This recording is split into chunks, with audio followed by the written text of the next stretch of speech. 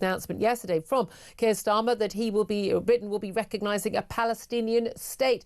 Very good morning to you, James. Good morning, Julia. Thank you for joining us. Was it the right thing for Keir Starmer to do? It was, but it was very long overdue. The frustration that I'm hearing this morning, very different to the frustration that you're hearing and that I've heard from your callers already this morning. The frustration I'm hearing is that this wasn't done anywhere near soon enough and that it doesn't go far enough. And of course, it seems to be too little too late with regard to any action that the Prime Minister could take to stop what is a genocide being committed in Gaza. OK, A, it's not a genocide. B, should it have been done on October the 8th, 2023? If we're going to reward Hamas, should we have just done it straight away?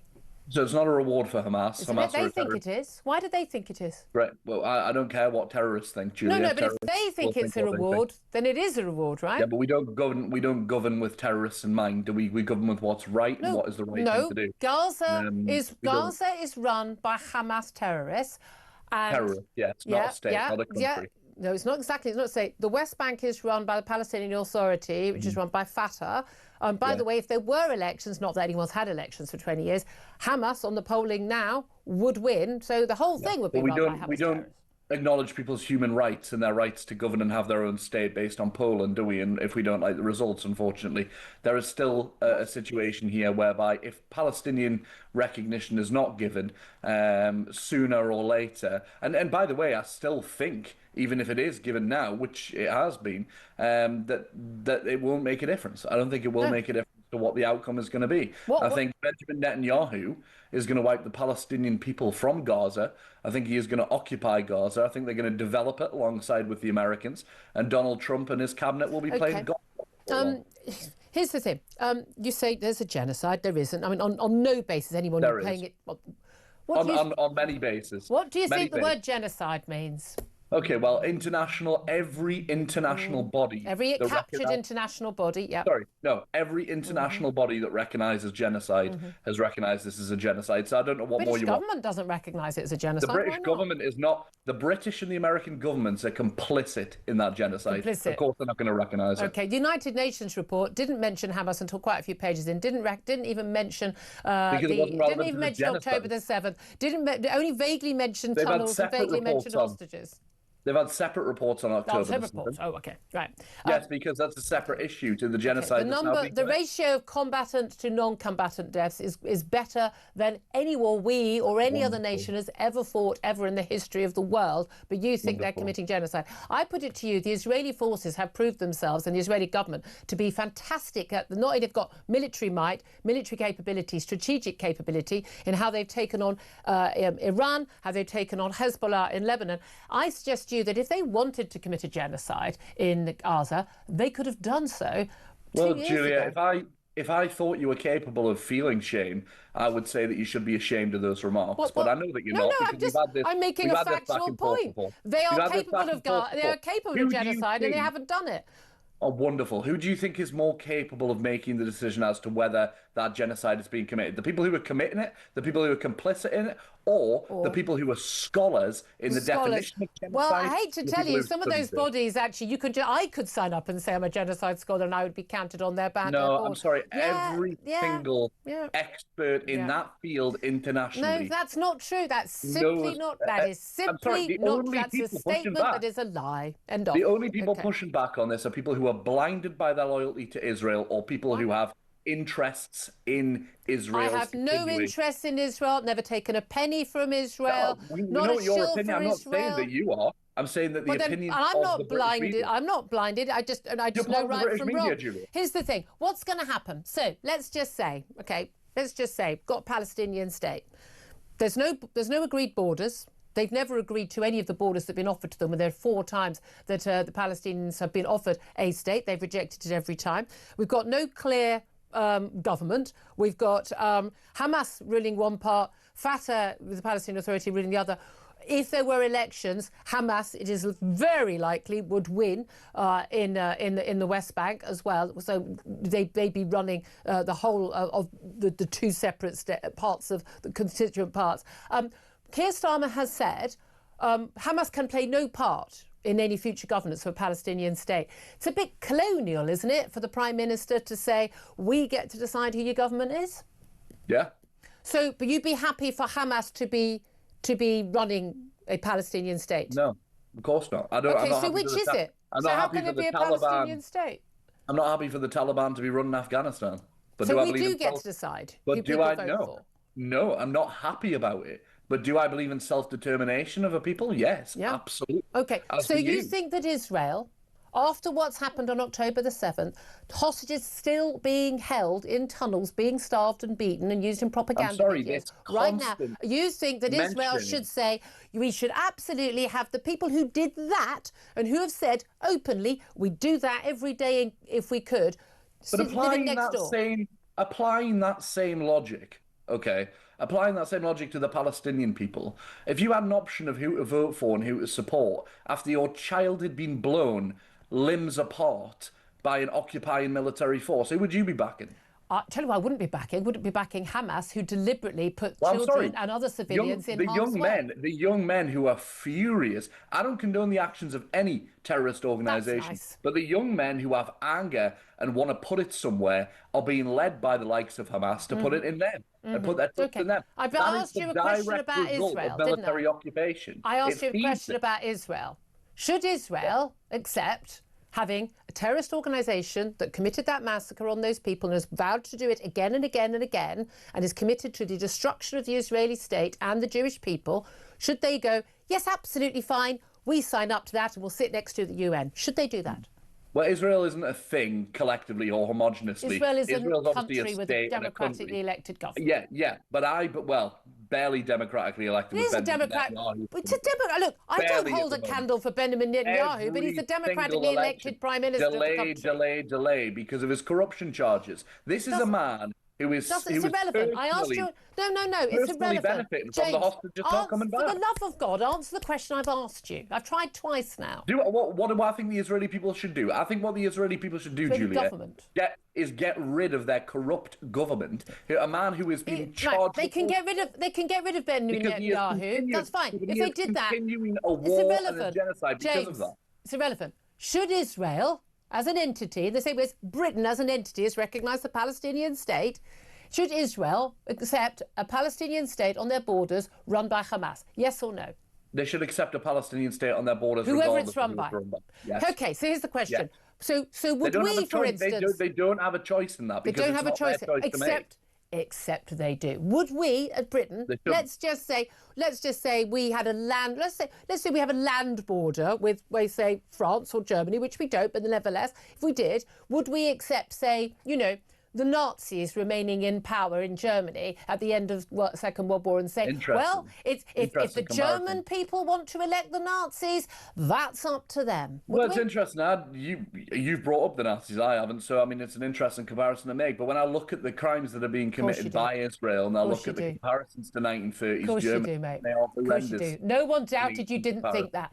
No, because I asked you again. I've asked you a question, James. People on the streets of this country, people on the streets of America are shouting these questions loudest, and it's on these extreme right-wing media channels like yours. I'm not an extreme right-wing. Who just are in the minority and being upset. But why don't you answer the question? Why are you putting so much effort into defending a genocidal maniac in Benjamin Netanyahu? Okay, why? They're not committing genocide. I'm not defending Benjamin Netanyahu. You're in denial I'm defending the right of the Israeli people to maintain their state and safety. You don't have a right to kill children. Children don't have the, nobody has the right to kill children. No, you should have told Hamas, your mates in Hamas that. Hamas don't have the right to kill children. They're terrorists. But we've just rewarded them for it.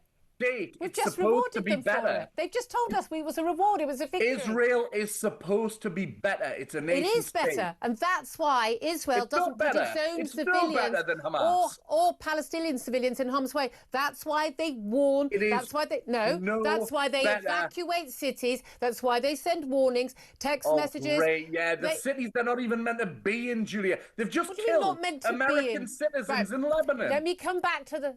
I think you'll find most Lebanese people are absolutely thrilled that Hezbollah has been defeated on the streets. I'm sure. I'm absolutely sure. Polling's very clear on that one. I'm sure the family of the man and 3 kids at the risk of breaking the habit of a lifetime, could you try and answer the question? Should we have left the Nazis in power in Germany at the end of the Second World War?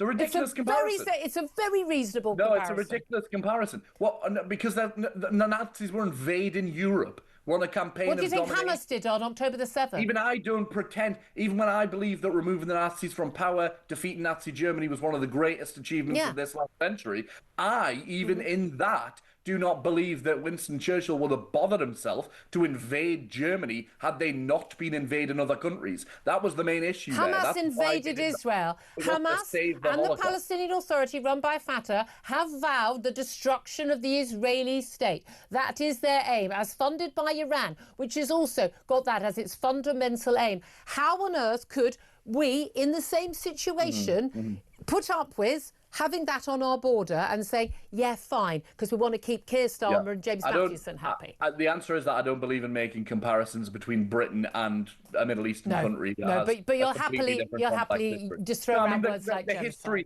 The history of that region is hugely, hugely complex. Very complex. I don't deny that. The history of these nations is complex. I don't deny it at all. But listen, somebody comes along with a magic book written 3,000 years ago and says, we demand to be here. We demand to be here. As opposed to the magic book written 1,600 years ago. And you've got three different groups of people with different magic books tell you that they're entitled to the land. It's a mess, of course it is. But the best thing to do in that situation is ensure that everybody is given equal opportunity of self-governance. Which is why the Palestinian people and their representatives have been offered a Palestinian state on 4 occasions and they said no. So much to talk about. I mean, so much to talk about. There's no doubt at all. We've had a sort of left-wing political commentator on the show already, James Matthewson, and we've got David Lammy, Keir Starmer, Yvette Cooper, all the great and the good on the left, the nice people, the good, kind people. They've all been over the airwaves telling us that recognising a Palestinian state is the moral thing to do, and that it's not a victory for Hamas. It doesn't reward Hamas for October the 7th. Trouble is, when they said a few months ago they were going to do this, they said it would be a reward for October the 7th. And the Hamas leadership has stated quite clearly, Mahmoud Mardour, a senior Hamas official, said it represented a victory for Palestinian rights and the justice of our cause and would send a clear message to Israel. So it's all very well Britain, Canada, Australia, France, other countries recognising a Palestinian state, saying it's not a reward for Hamas. If the terrorists think it is, then it is, isn't it? The left, they want to pretend that you and I and everyone listening to this is stupid. They want to pretend that we just don't understand it. Absolute balderdash. The facts are these, and they are inescapable. On October the 7th, Hamas, a terrorist organisation, invaded Israel. It murdered its people, it killed babies, it raped women, and it took hundreds of people hostage. It took them back to Gaza, where it hid them underground. And Israel responded by saying, hand over the hostages and lay down your weapons. It refused. In fact, it used those hostages as human shields, as well as the people of Gaza. Israel has fought the most proportionate war in history. It has had the fewest civilian to wartime casualties of any war at any time. Hamas has made it continually impossible for Israel to prosecute that war by hiding people underground, by booby-trapping everything.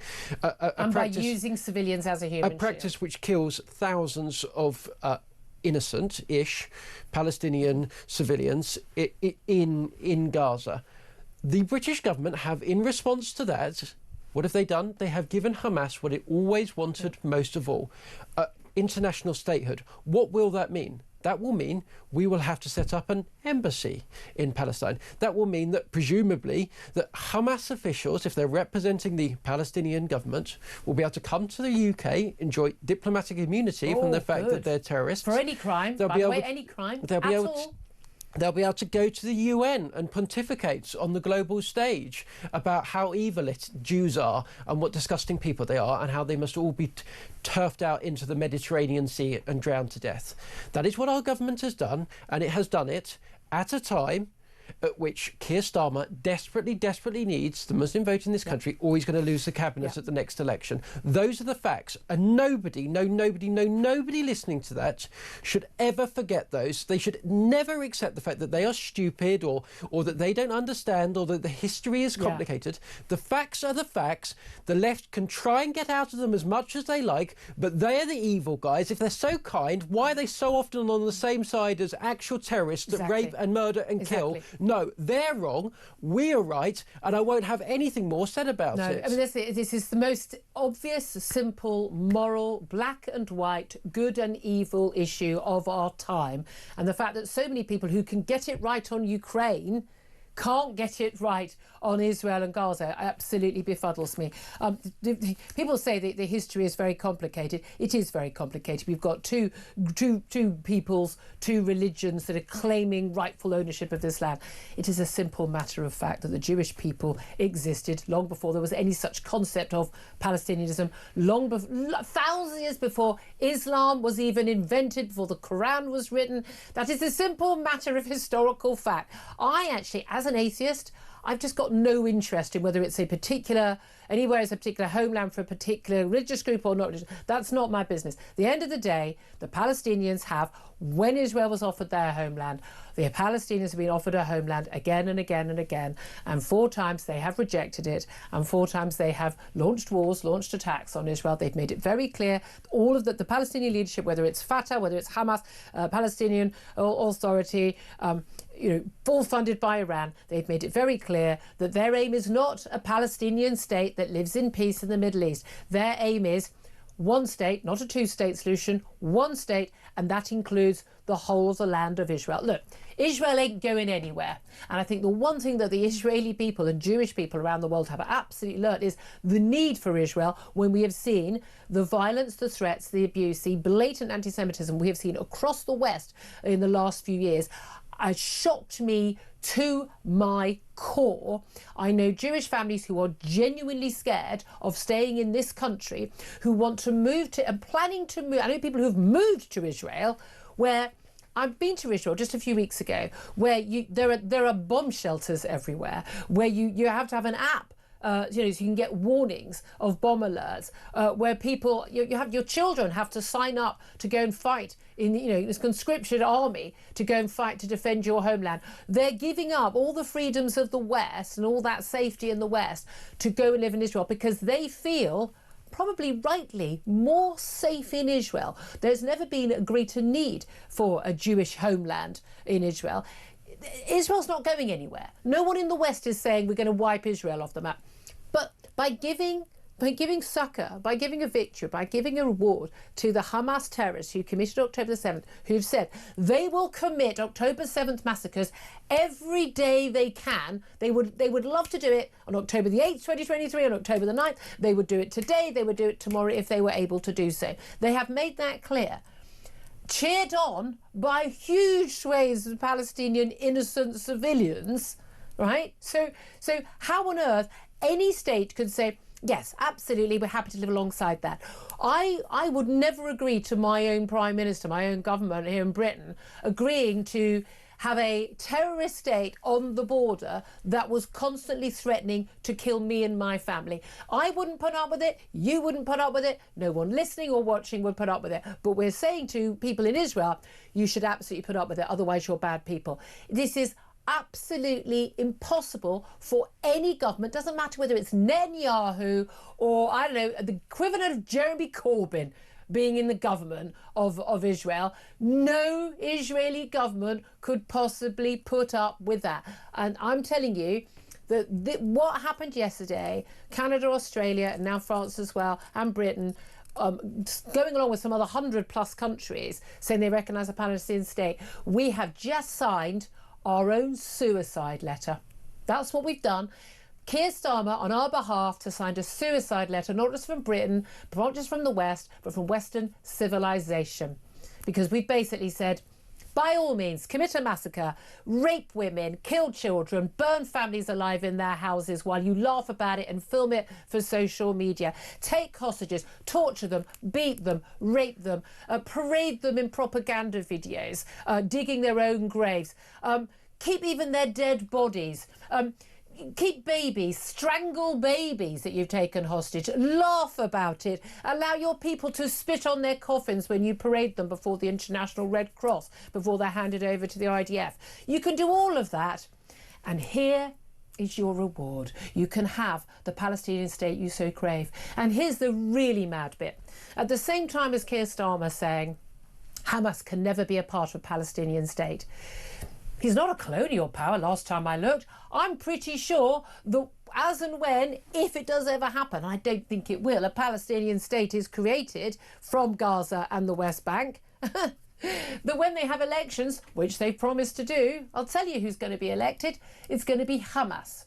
We're going to have a democratically elected terrorist organisation in charge of a country on the border of a democratic ally in the Middle East. And what are we going to do then? What are we going to do then? Well, we're probably going to lay down our arms and write another suicide letter. That is what Keir Starmer has done on our behalf. I think he's brought shame on himself, shame on the British government and shame on the British people. But he has basically given a death sentence to the West. That's where I stand on this. But is it any surprise? I mean, it sounds like ancient history now, but never forget that Keir Starmer is a man who served in the shadow cabinet of Jeremy Corbyn. Yep. Try to get him elected. Very, very happily. Wouldn't have any truck with people who said, no, we can't vote for the Labour Party at this moment because why? It has a massive anti-Semitism problem. Yep. He gladly never spoke up about it in cabinet. Never spoke up about it in shadow cabinet. Not once. He gladly supported a man that he now says he always believed was anti-Semitic or had an anti-Semitism problem. And do you know why? Because he just doesn't care about Jews enough. When push comes to shove... He's married to a Jewish woman. When push comes... That's the thing a lot of people find very confusing. But, Julia, when push comes to shove, he is prepared to throw the Jewish people of this country... under the bus. Under the bus in order to achieve his political ambitions. Which is to stay as Prime Minister and leader of the Labour Party. For as long as humanly possible. This is not about international peace or the children of Gaza or anything else. This is actually about Keir Starmer's personal ambition. And fight for survival. And fight for survival within his own party and the left-wingers who are desperate to basically appease any terrorist group in the world. And that's the reality. And I'm sorry to the Jewish people of this country who are forced to face hate marches down the street, who are forced to face increasing abuse and violence and all the rest of it. Your Prime Minister has just said, stuff you. I don't care about you enough. I'm throwing you under the bus. Well, no, what I need to save my own neck. There's only a few 100,000 of you, but there's a few million. I think it's 6 million, 46 million. I'm not quite sure the figures of Muslims in this country. I don't think you should ever judge people as voting a certain way because of their religious background, but nevertheless, we do see that is a vote that often does vote en masse for one particular cause. And we've seen that with the MPs for Gaza, 5 of them elected at the last election, effectively, not worrying about the towns that they represent, but about what's going on in Gaza. I think we are in very, very scary territory where sectarian interests abroad are going to be affecting our national government policy, because I'm old-fashioned. I remember when we used to actually have foreign policy that matched our national self-interest rather than the personal interests or the personal fetishes of certain groups in society. But there we are. Let's also talk about something else going on right now. Nigel Farage and Zia Youssef as well been on stage in London announcing a new policy if Reform get elected, as they're currently on the polls, look like they will be, and they're going to abolish indefinite leave to remain for legal migrants. In particular, we are talking about that massive Boris wave. Yep. Some 3.8 million people came during Boris Johnson's time, given legal visas. Yep. Now, the official figures say 1.2 million. That doesn't include all the dependents. I mean, it's extraordinary how often when the numbers we talk about don't actually include the actual number of people turning up. But a huge number of people were given the right to come here, often working in things like care homes, on low wages, being subsidised, and basically all those people in a couple of years will be entitled to apply for indefinite leave to remain after 5 years. Now, the Tories have said under Kemi Badenoch they would turn that to 10 years. I support that, but Reform going one step further, saying, no, we're abolishing it. You don't have indefinite leave to remain. You'll have to apply again every 5 years for your work visa. There's going to be a higher salary threshold, it's about 35k at the moment. You're not a net contributor on 35k. A lot of these people, by the way, are earning, less than 25,000. 100% they are not net contributors. And you're going to have much stronger English language skills, show you're contributing to your local community. Now, he said the anticipated cost of the 800,000 plus people who will qualify for leave to remain in the next 3 years, of removing a lot of the other people. He said that there will be there would be I think not a cost, I think a benefit of £230 billion. Now, these are figures from the Centre for Policy Studies who've now said, look, actually those figures are being queried. So I think we should leave aside talk of the money. But at the end of the day, he's talking about saying these are people who don't have a right to be here. The truth is, there are millions of people in this country. There are millions of people in this country that need to go. There are hundreds of thousands of people who broke into this country unlawfully and have no right to be here. The only thing they've got in common is their criminality, and each and every single one of them needs to be deported. There are hundreds of thousands, if not potentially even more, in addition, who are people who have come into this country and are contributing little, if nothing, while putting all of the demands that each of us, any human being, puts on the state. They're demanding schooling for their children, NHS treatment, all the rest of it. And the result is this, that people across this country cannot get a GP appointment, that crime is on the rise, that salaries are being deflated. Now, look, Nigel has come to the right position. Now, I would say this, people will be cross with me, I would say this, I am old enough to remember earlier in the year when Nigel Farage basically got rid of one of his MPs on the back of the fact that he said that mass deportations weren't necessary. Yeah. So Rupert Lowe, I think, has the right this morning to be a little bit cheerier than perhaps Nigel is. And there's a little bit of cheek from Nigel to come out and now call for basically a Rupert Lowe policy after having thrown out an MP for doing so earlier in the year. Yeah, but that was over different issues, wasn't it? It was included within that. Nigel said he wasn't happy with mass deportations. We need mass deportations. So Nigel... I think our priority is people who arrive illegally and criminals.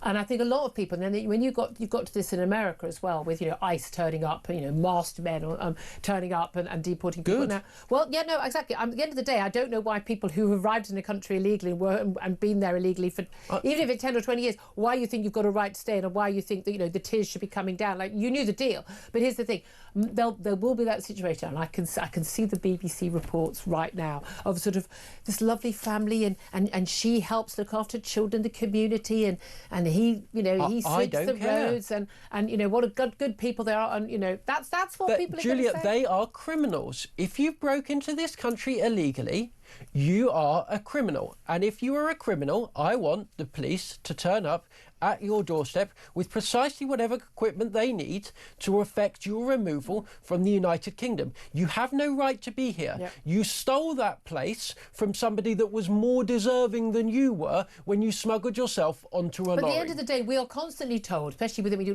look at people who've come here legally, and again, one of the issues of illegal migration is often people who've come here on a work visa, legal student visa, or a tourist visa, is that they then overstay. And then... because apparently, even though you have to queue up and you have to have all this information about you in the passport system, no one actually bothers to check that people have left the country. Yep. But basically, we're saying that if you come here and you're settled here and you're working, you've got a visa, you've got no access to the welfare state, no free services from the NHS.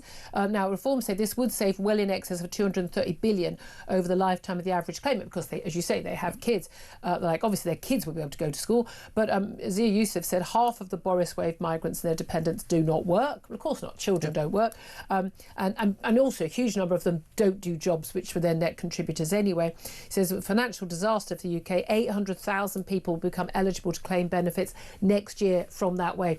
And this is the thing, we're constantly told economic migration is a boon to this economy. I mean, anyone arguing this, I get complaints when I write this in my Sun column from some Egypt who are saying this isn't true, and they complain to Ipso, they'll complain to Ofcom.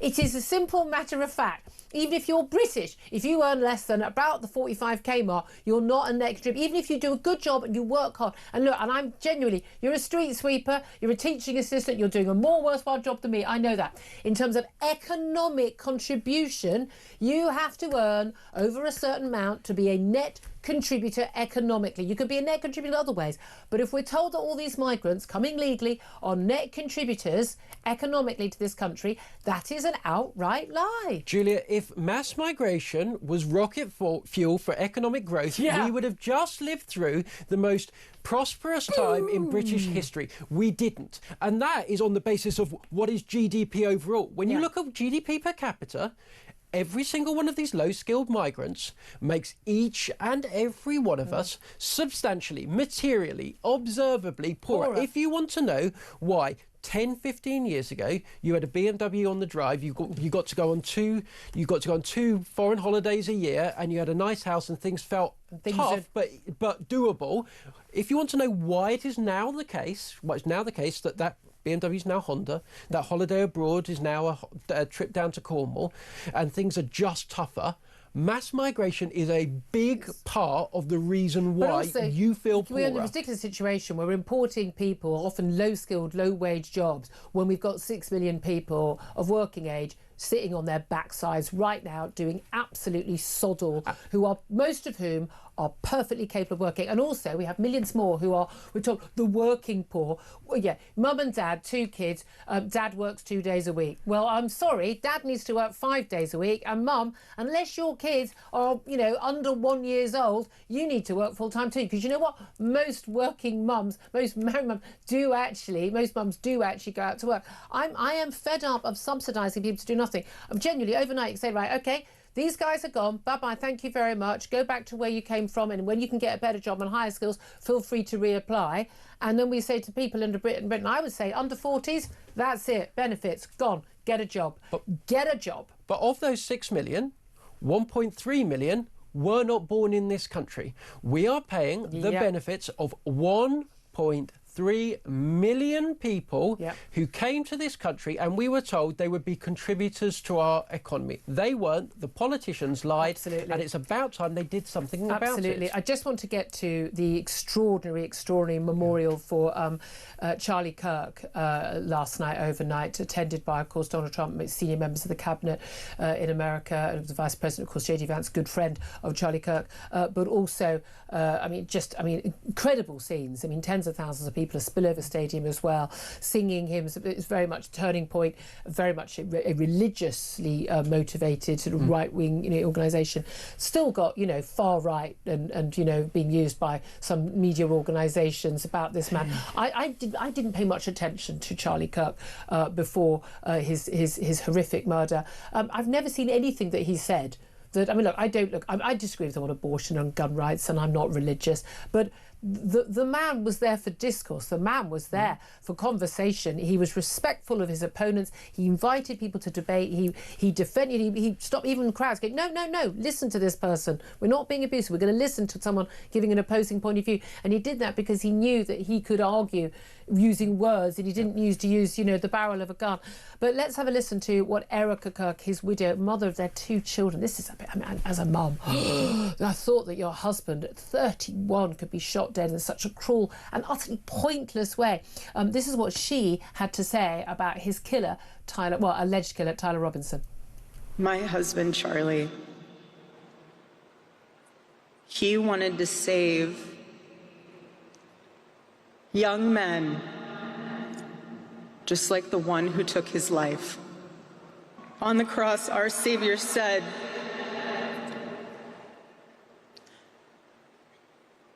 "Father, forgive them, for they not know what they do."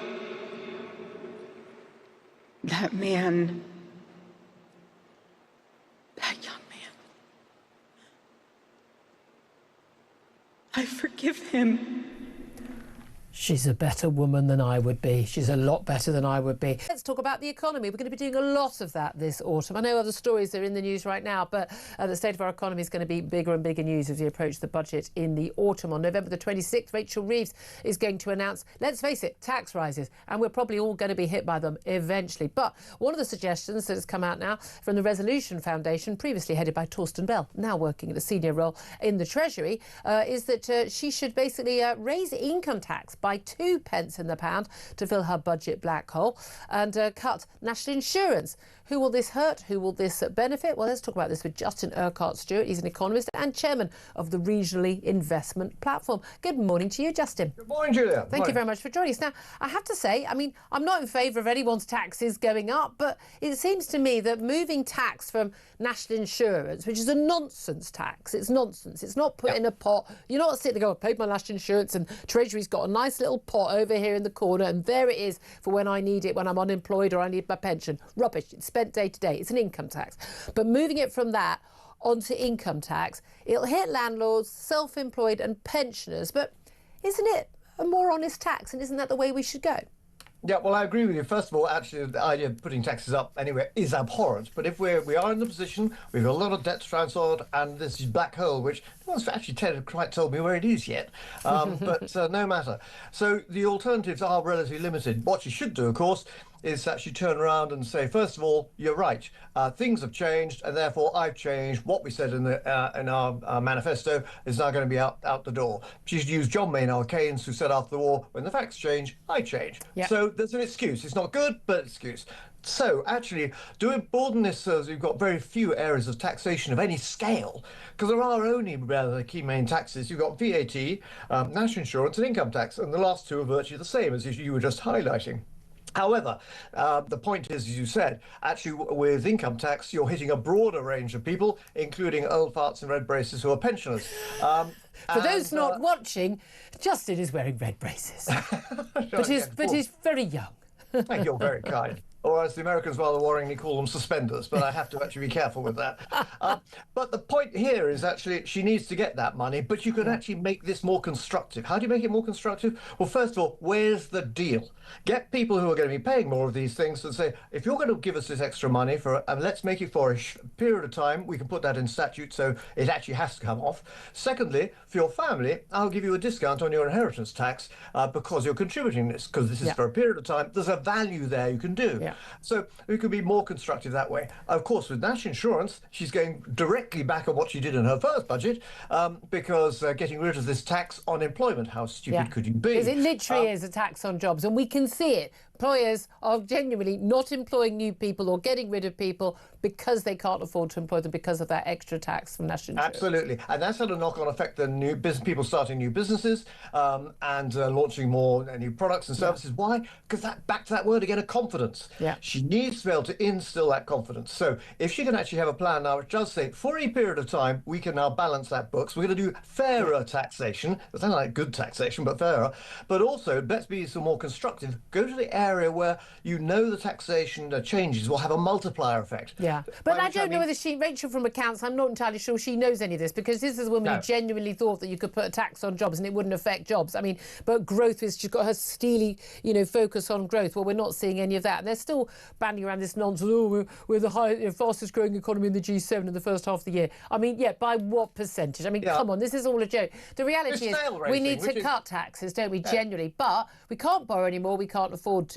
What we need to do is fundamentally cut spending, but also cut taxes on the sort of, on businesses and on the people who are going to expand the economy. But here's the thing. Look, we haven't got the money right now. She made all these pledges, and along with Keir Starmer, no rising income tax, national insurance or VAT. If they went back on that, they've already gone back on the national insurance, but they can claim a rinky-dink loophole. It's on employers. It's nonsense, but they've gone back on it. But if they went back on that and put income tax up, they would plummet. I don't think it's possible, but they could plummet even further in the polls. Now, so therefore what they should look at is actually more constructive ways. So now how about this? Get rid of stamp duty altogether. Why? Oh, yeah, absolutely. Because when you get rid of it, it doesn't actually earn a great deal of money.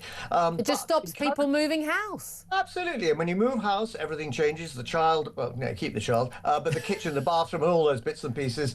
And so they... You go to the home, you use the builders, you use the electricians, the plumbers, you go to hardware stores, you buy new furniture. It's a boon to the economy. It's a fantastic multiplier, and that will, again, by hitting the housing market, encouraging that to grow, that gives you a bit more confidence. So those people say, actually, I will now start to invest in a new business or set up, and you change the entire attitude of the economy from one which is we're doomed, and trying to actually explain to people, yes, you just said in terms of our growth figures, who wants to be the fastest snail? I mean, it's utterly irrelevant that we're slightly faster than anybody else. The figures are probably wrong anyway. Get back to the basics of what actually makes an economy run, and the answer is actually in the position where people feel they can earn more money, get a fair return on that, and therefore broaden it out. And where working hard does get you ahead. I mean, these are such basic things, aren't they? Justin, always so good to talk to you, and you and your braces. Let's go to Conservative peer Lord McKinley now. His former MP, of course, is Craig McKinley, who joins us. A very good afternoon to you, Craig. Yeah, good to be back on with you, Julia. Yeah, what a week! What a week! Well, can we start? Can we start with this sentencing of this Epping hotel resident, a migrant, entered the country illegally in this country from added days, committed 2 sexual assaults, one on a woman, one on a 14-year-old girl. He was convicted a few days back, and now he's been sentenced 12 months. He won't serve 12 months. It'll be a fraction of that. Your lot in power saw they didn't build any more prisons. People get out. He will serve a third of that? He'll serve 3 months, 4 months of that max. I mean, what's your reaction? Well, it's probably worse than 3 months because he's been on remand for a bit, so that will count towards his sentence. He could be out probably in about 6 weeks. So anyway, let's stop that annoyance. It has completely vindicated those who were protesting outside the Bell Hotel in Epping. They were the ones that were derided, they were abused, they were told they're right-wing bigots. They had the renter mob. I don't know what the start of their chant is, but it always seems to end up with la la la, refugees are welcome here. Well, I tell you who doesn't think they're very welcome. It's that 14-year-old girl. It's that 14-year-old girl's family. I mean, it highlights, I think without the demonstrations at Epping, I doubt would have even seen what this case was all about. Yep. And I'm afraid this isn't isolated. This is happening all over the place because many of these completely undocumented men from countries that, as you said earlier, rather kindly, I thought, do not have the same standard of equality towards women that we enjoy here. Far from it. Women are treated abominably. They have almost no status. These are misogynistic cultures. They're property. Well, exactly, property to please us with as you like, and by definition, a girl who's not covered up would certainly be not wearing a shroud would absolutely be seen as the Pakistani grooming gang saw them as fodder. And I'm afraid some of these cultures think that yes, a girl that is not covered up is deemed to be sort of fair game and there to be abused. But anyway, all of that aside, I think this highlights very clearly the problem we're facing. And thank heavens for those protesters to actually, start this ball rolling a bit. And I'm feeling it's not a very happy country. I have to say, Julia, I've never seen this country so unhappy across many measures. But isn't it a good thing that that unhappiness is being shown in peaceful protests? And yes. Frankly, whether it is, mums and children out on the streets in Epping or Canary Wharf or anywhere else, or indeed, Tommy Robinson's march, which again it was, 99.9% peaceful. I know people really surprised me. That they were at that march. And, I don't want to be associated with anything Tommy Robinson does, but people going, I don't care. I want to go and show, my belief in this country. Isn't it a good thing that people feel they can now talk about this stuff and that the media are talking about this stuff? The shifting, we talked a lot about the Overton window, so the shifting of the Overton window, so that people are actually talking about this stuff and people are allowed to say they're unhappy about it without everyone just shouting bigot at them, and something's going to possibly maybe one day be done about it. Isn't that a good thing? Well, you hope the politicians of the day, the government, will listen. I know Mahmood, the new Home Secretary, seems to be talking tough on these things. They're talking about some restrictions of ILR. So are they going to do it? Well, I very much doubt it. Do you? Yeah. But I think the dial has changed, and that's got to be a good thing. You mentioned the rally in London. I thought it was a shame that Tommy was at the head of that, because I think you might have had 2 or 3 times as many people turn up if he wasn't. And some of the speakers said outrageous things. Including me. I might have gone if Tommy hadn't. I would have, But, it's good that people are actually talking about these things. I rather like that we're having the flags up. I'm not one for this sort of massive overt display of patriotism. I don't think Britain needs to do that, never has. But you know what each and one of these are? These are like a little line in the sand and say, no more, I've had enough, and I'm staking the claim on my land. And I've never seen Britain like this. So that's number one that's changed. And I think number two, and I'll have to say that Nigel's hit he's feeling the pulse, and he's using his abilities. Benefits is another issue that I don't think I've ever seen people so annoyed. The people that work for me, in the accountancy practice I'm involved with still, they're saying, well, we get up every day, we come to work, we're struggling, we're buying our own car, And here I've got a neighbour that does nothing. He's got a free mobility car, and he's smoking and having and particularly galling when it's a foreign national. What do you make of the announcement from Nigel Farage yesterday of limiting benefits to people who've come from abroad? Well, funny enough, I've been saying for many years to my Conservative colleagues while we were all sitting together as MPs, why do we have an ILR system at all? Indefinite leave to remain. Why don't we have rolling work visas? And when the work runs out, the people go home. Where on earth this entitlement to stay forever after just 5 years came from? I haven't looked into where this started, but it probably happened on Tony Blair's watch, as many of these ridiculous and again, it would probably have involved very small numbers in previous, well, that's the difference. Yes, previous of course. decades. I mean, I'd have been annoyed about it then, but you're right. When the numbers coming in each year were only 20, 30,000 and rather more manageable, it was sort of a very small bit of background noise, but it's no longer background noise. This is very much in every town and community that's happening. I mean, Nigel said one thing, it was quite mild, I thought, for Nigel. You know, we're not the world's food bank. I'd actually extend that to say we're not the world's health service either. And the amount of money uncollected from, not necessarily people who are here on a visa, just people who are here on holiday. Without holiday insurance, it seems the NHS I don't know why we allow anyone to pass through passport control without showing proof of private health insurance. I've said this to people who wanted to listen for years. I said, well, we ought to have a desk at immigration control. There you go. Say, have you got your health insurance for the term of your visit? No. Well, go over to the desk 30 there quid. and buy some. And people say to me, well, that means fewer people will come. I'm like, I don't think we want people coming to this country who can't afford, 30 quid for health insurance for 2 weeks. We've also, I'm afraid, we've got it embedded within the health service. You've got people who work in the health service say, oh, it's not for me to collect money. No. I won't want to do that. That's not my job. But just last year there was they calculated £250 million worth of uncollected. No, it's way beyond that. They have no idea how big it is. I can tell you, when I've last been in hospital, when I've last been in GP surgery, it's very rare that there's anyone who speaks English in the same room. And I'm sorry, I don't believe for a moment that any of these people should be entitled. Let me ask you just finally, Lib Dem leader Ed Davey, he's got his party conference at the moment. He's speaking this afternoon, but yesterday he said that it was his moral duty to stop Nigel Farage becoming Prime Minister of this country. He hinted at, he certainly wouldn't rule out a coalition with Labour. I don't know if he'd do another coalition with the Tories. Didn't work out very well first time round for them. But what do you make of that claim? Well, of course, Ed is just so much more decent than the rest of us, isn't he? I hate to think if he ever got close to government, I mean, we'd have a marching band on every street rather than, I suppose. I think we'd all have to paddleboard every day. I thought that would be the rule. Or whatever. But, this is sanctimonious. This is, I don't care about what the public actually think. I know best for you. I'm nice and decent. And this, I'm afraid, smacks of what happens in France. You look at what happens in French elections. The public are very restive in France. If you think we're restive here, I think you ought to go to France. It's even worse. Yeah. But the establishment powers that be sort of get together and sort of cobble elections to say, oh, well, if you want to stop that lot, you better vote for us lot that none of us really want, but we managed to frighten you into voting something that you really don't want. I mean, that is the danger of coalition type government. Yeah. Okay. We'll see what happens. I don't think anyone's going to agree to anything in advance, but we'll see whether the Tories and Reform might end up doing it themselves. But there we are.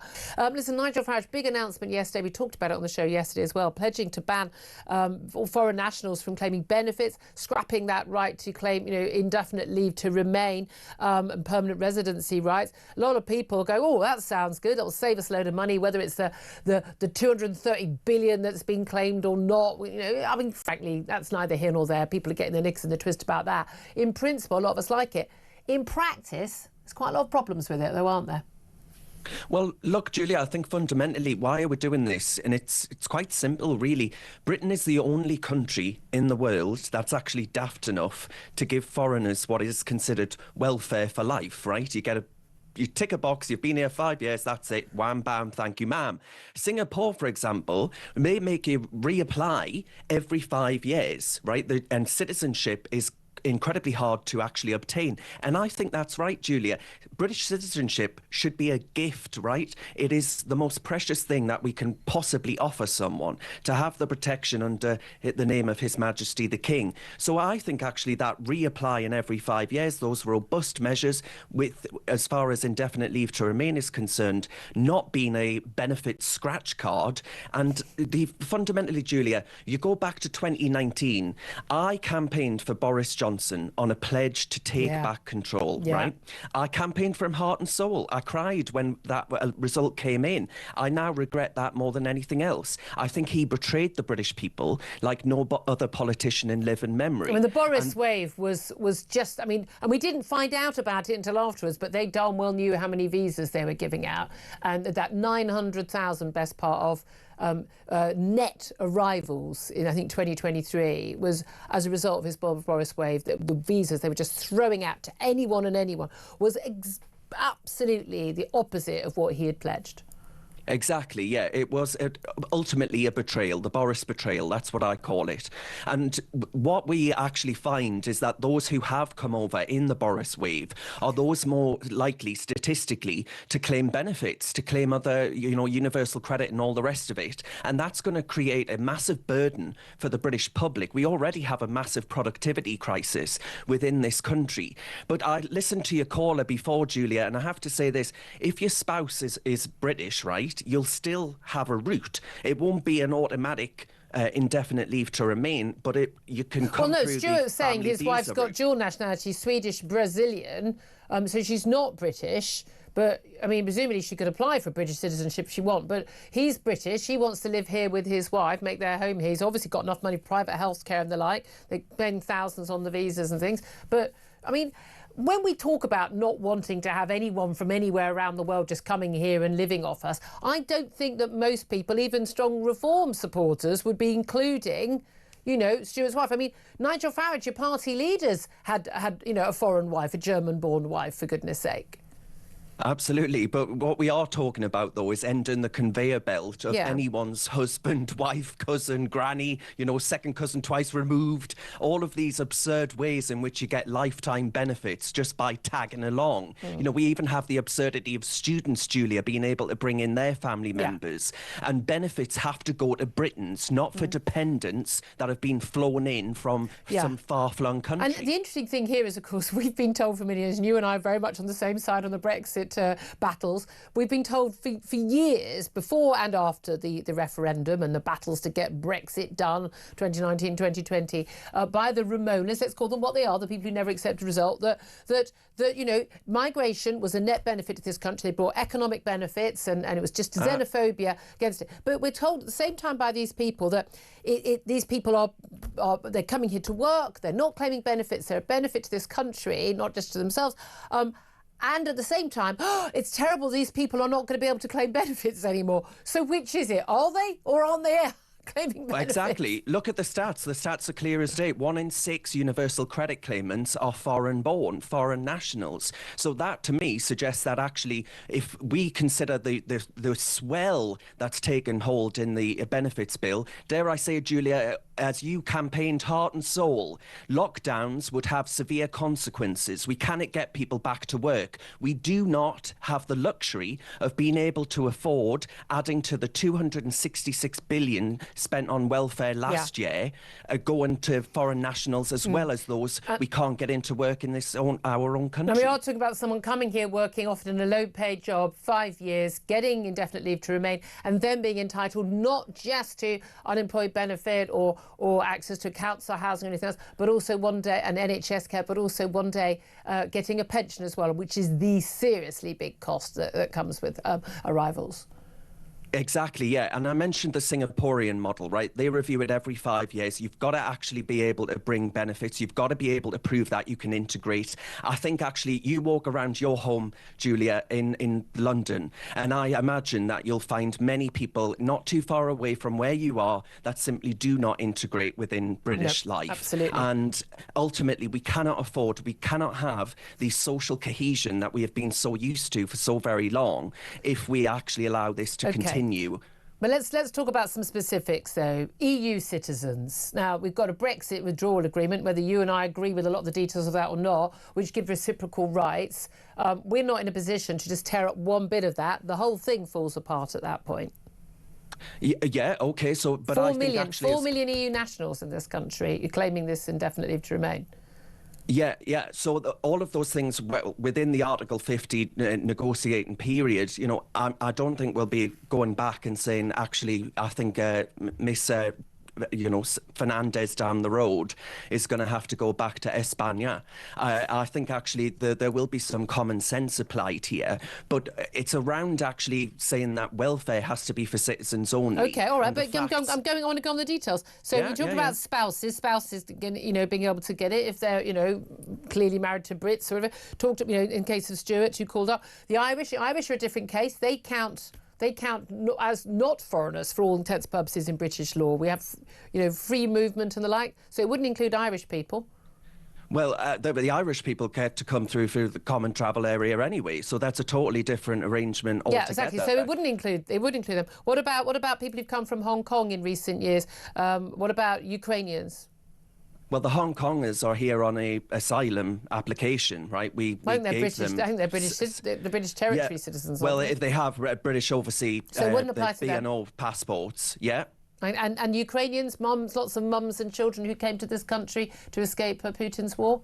Well, with any luck, Julia, President Trump will be ending the Ukrainian war, and then the poor Ukrainians can go back home. OK, all right then. So as far as you're concerned, this is something that's doable. What do you make of the criticisms that, look, the numbers don't add up? You've got some reports from some numbers from a think tank report from the CPS, and they say, oh, actually, you can't use those numbers. What do you say to that criticism?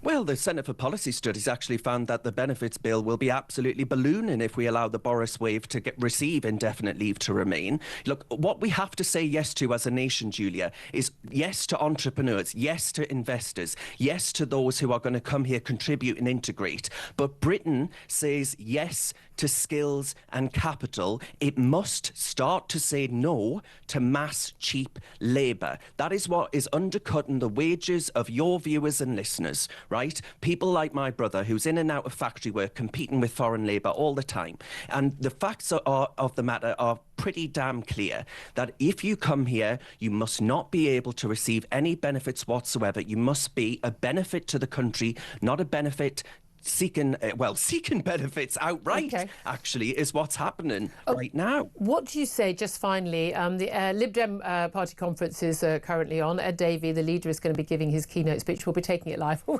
won't be taking it live. We like our audience too much. We don't do any of this stuff live for that very reason. But he's done some interviews yesterday saying that, you know, there's a moral duty of Liberal Democrats to try and stop Nigel Farage and Reform from getting power. He talked about Reform non-stop at the party conference and has not ruled out a coalition with Labour to actually stop Reform from winning power. What do you say to that?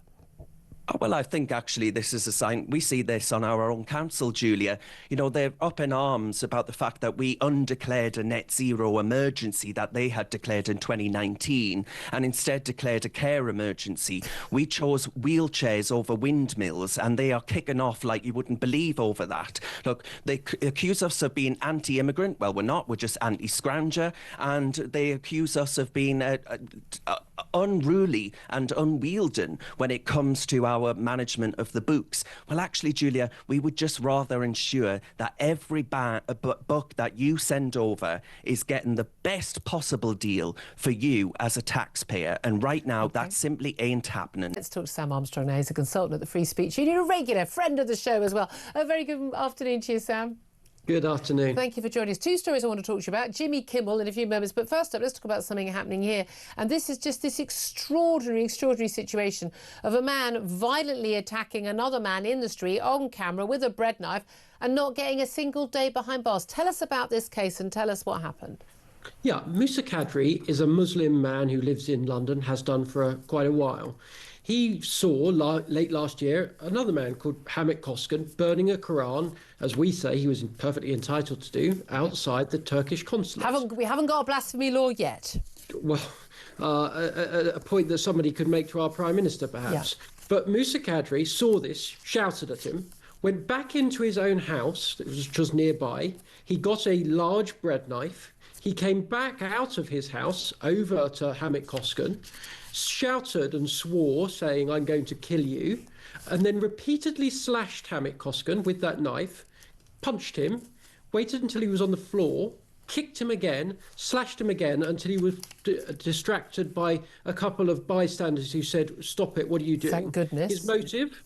This man offended my religion. Now, he could have been charged with perhaps attempted murder, you might think, stabbing someone, slashing at them with a knife. While saying, "I'm going to kill you," bit of a clue, I would have thought. He could have been charged with ABH. Hamid Koskan was severely injured by this attack. He could have been charged with affray. He wasn't. He was charged with common assault. The most common assault is someone punching someone in a pub.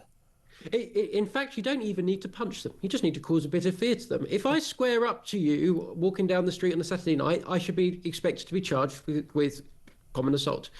There was a bizarre, inexplicable decision to charge this man with the least serious imaginable offence. Meanwhile, Hamid Koskan, who was prosecuted for burning his own copy of the Quran, well, he was prosecuted by Junior Treasury Counsel, the most senior barristers in the country that are meant to be prosecuting murders at the Old Bailey.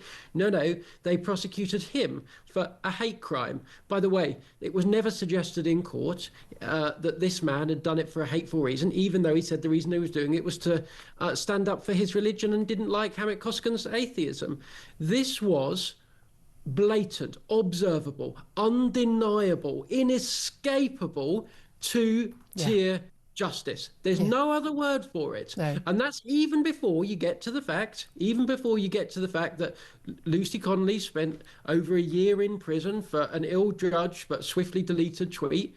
Even before you get to those kind of imbalances, the treatment of these two men tells you everything you need to know about the way that the British state operates. Exactly. So even in the one incident, the idea that someone burning their own copy of a book, whatever book it is, I don't want people to burn any books, least of all someone else's religious text, but he was someone I think he was from Turkey, wasn't he, Koskan? He's actually from Turkey himself. He's got every right to do a political protest outside the embassy. That is literally one of the most fundamental rights we've got in this country. And the idea that a man... And he went off to get the knife.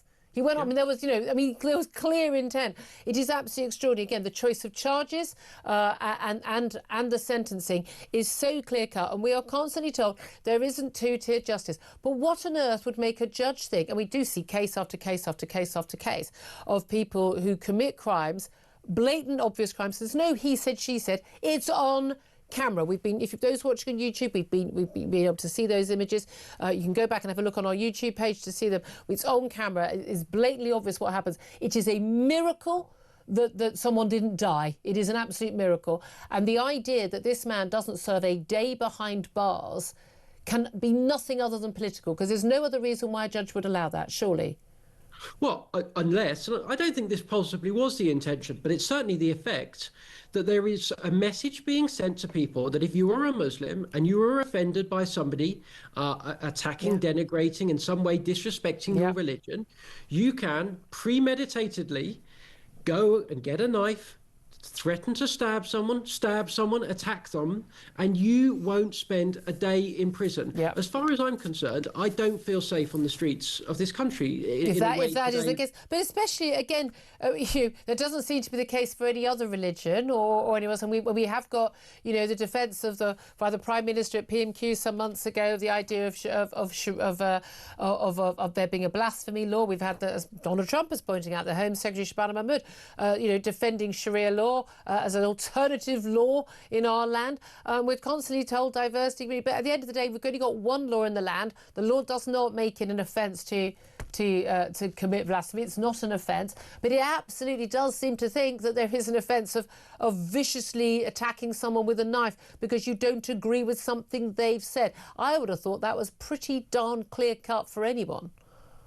Yeah, and I just don't think that anybody doubts for a minute that if the shoe was on the other foot, so to speak, And if this was a far-right individual that picked up a knife and went up to a pro-Muslim stand in a town centre and repeatedly stabbed at them, slashed at them with a knife he brought to the scene especially, shouting, "I'm going to kill you," does anybody in this country, come on. The late Charlie Kirk, prove me wrong.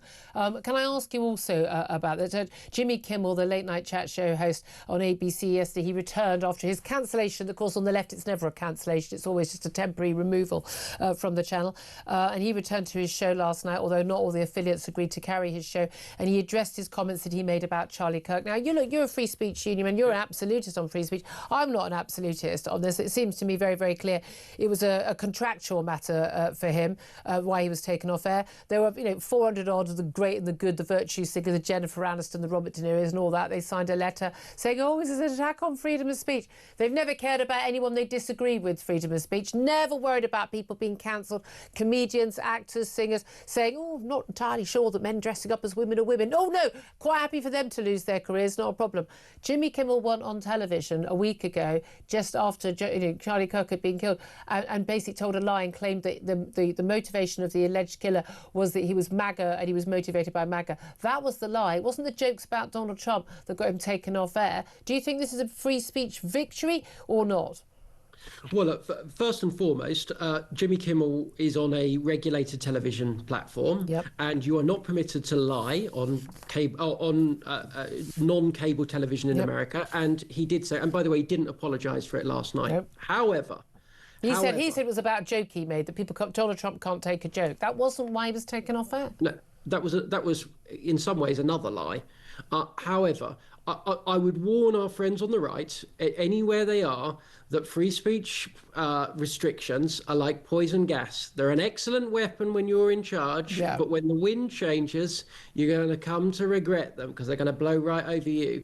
And look, there is going to come a time when the Democrats run America again. It's a political reality.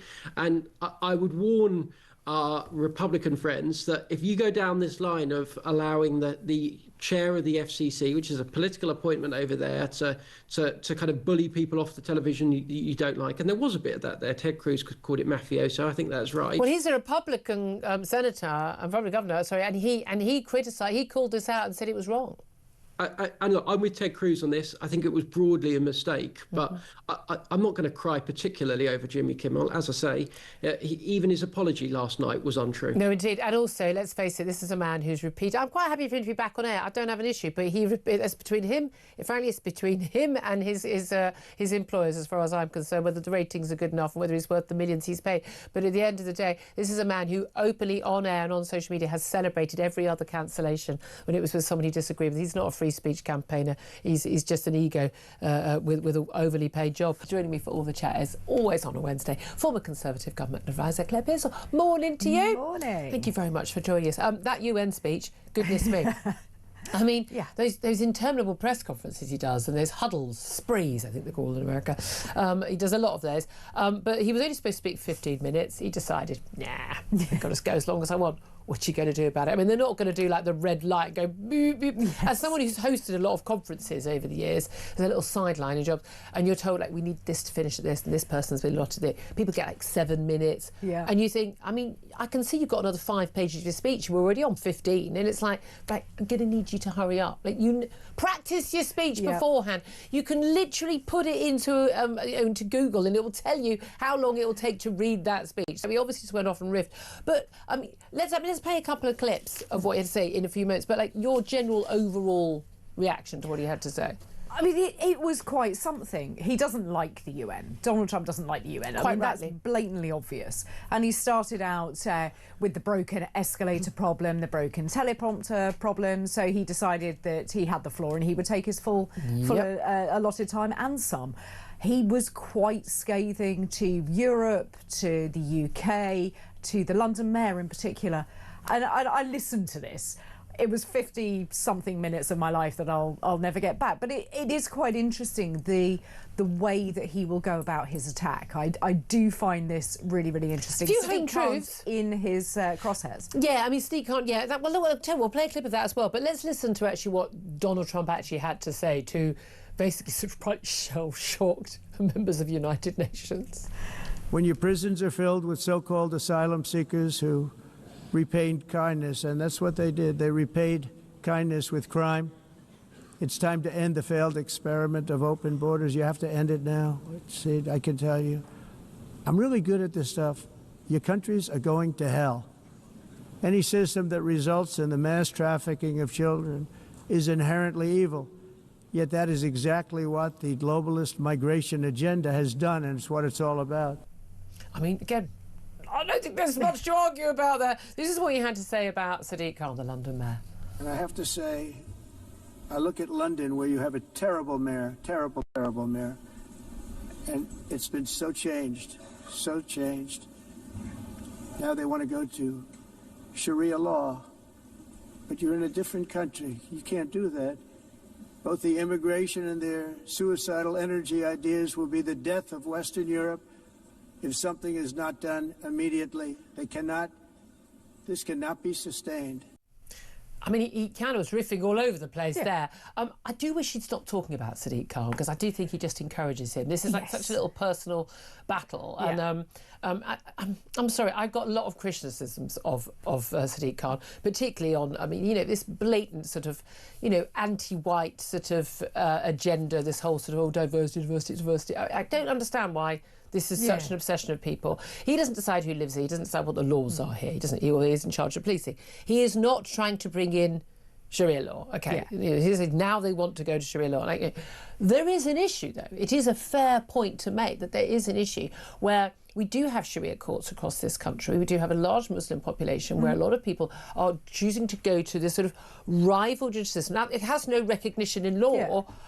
Nevertheless, there is a lot of pressure. There'll be, for instance, on women when in cases of marital breakup or the like, where this is now basically seen as the alternative to the British judicial system. We have one country, we have one legal system. There should be no Sharia law in this country. Well, no, there shouldn't, but I don't think it's as widespread as maybe we're being led to believe. Yes, it is prevalent in some areas, and that is a concern because it shouldn't take over the judicial system that we have in place in the United Kingdom. But I don't think it's quite the massive issue that everybody's getting upset about. And to be fair, if people want to go and solve problems with their community, it's like going to your priest or your rabbi. Absolutely. That sort of idea. It's that kind of idea. So I don't have an issue with that. I do if women are going to be treated as second-class citizens, then I have much more of an issue. Much more of an issue with that. But that's something that we need to be able to deal with, and we need to know where they are. What you can't have is the government wants to bring in a definition of Islamophobia where even criticising that makes you an Islamophobe and therefore a criminal, as opposed to, no, I don't think Sharia law is a good thing. If you actually read some of the details of Sharia law, no, absolutely not. Oh, absolutely not acceptable in this country. Absolutely, people can have. You can absolutely. You can actually worship any god you choose. I worship none. I will support your right to do that. But the key thing is, it has to be within the law of this land. Yeah. And if you don't like the law of this land, you can either campaign to change it if you're a British citizen. If you're not a British citizen or you're a new arrival, I would say none of your sodding business. If you don't like the laws here, there's plenty of other places you can live where you can have those rules. I choose not to live in those countries because I don't like those rules. It's really, really very simple. But I think it's a very strange thing to move to a country, to bring your culture and your values to a country and then say, I would like the country adapt to my rules. No. That's literally not how life works. Apart from in Western countries where people get on their knees and say, oh, we need to be more diverse, we need to be more culturally aware, and we need to completely and utterly sort of basically, dissolve our own culture. You do have a lot of leaders in this country, largely white lefties. Yes. Largely people on the side of those sort of white hand-wringing. You know the women. You know who they are. These sort of these patronising men and women on the left who sort of say basically they don't value our culture. They think that everything about the West is wrong, everything about our values is wrong, that our Christian Judeo-Christian culture is wrong, and our tradition, our value, our history, everything, that our law is wrong, and they are completely wrong because these people wouldn't last 3 bloody seconds in a country that didn't have our values. 3 bloody seconds, they'd be off. But they've never experienced being anywhere else. I wonder sometimes these people, have you never travelled ever anywhere around the world? I think the answer is no, they haven't. They haven't been out of their comfort zone. They haven't been anywhere that could push those beliefs and to question them. And it really is. Weird. You come back to this country and go, Wow, we are so lucky. Well, still, look, there's so much to talk about, though. In relation to that Trump speech, the Home Office is losing its latest bid to send one in, one out Eritrean migrant back to France. We only managed 3 so far. Yeah. And also, of course, with this revelation, it came in the BBC yesterday, and the Sun's got it in their paper today as well. Asylum seekers basically being ferried hundreds of miles in taxis for health appointments can cost up to £300 each way. It's costing millions, but basically they have a right. If you're in this first hotel, you've got a GP, you have a right to basically see that GP or that consultant again. By the way, I mean, good luck getting a GP appointment or a consultant appointment. Apparently they're top of the list. Brilliant. They've got dedicated GP services sometimes. Yeah. Wouldn't that be nice for us to be able to do that? And you can basically, even if you'll move somewhere else hundreds of miles away, you have a right to go back and they will pay your transport. You're not allowed to get a train or a bus. You can only get a taxi. And so we're paying for their taxis. Now, wouldn't it be nice if every elderly lady or elderly gentleman in this country or disabled person was given a free taxi for their health appointments? Also, my kid's going off to uni soon. You have to swap your GP appointment. You have to, but so once it's been swapped, you can't then, you've got to have the right to come back to London and see your GP there, and someone will pay the cab fare. This is mad. I mean, this is utterly insane. And the Home Office is paying. No, they're sodding well not. The Home Office doesn't have any money. We're paying. And even the migrant who had this £600 round trip was horrified by the cost.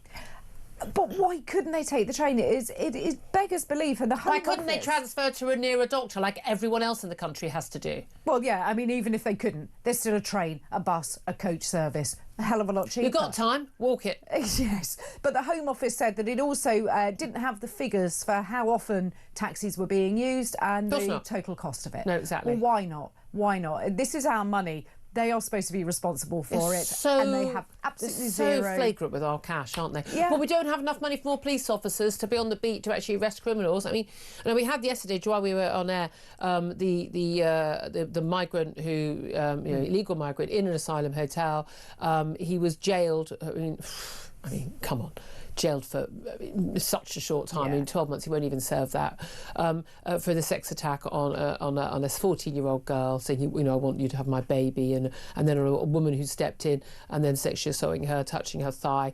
Again, not allowed to go around touching women's thighs. Sorry, I hate to break this to you. Oh, you didn't know that because, a bit confused about that. Oh, well, maybe that's why we don't want you in the country, mate. There were protests last night. There have been a couple of people arrested. But again, these protests are largely local people, local families. We spoke to one of the women who's involved in that yesterday. They want to deport him. I'm going to guess they're not going to be able to deport this guy.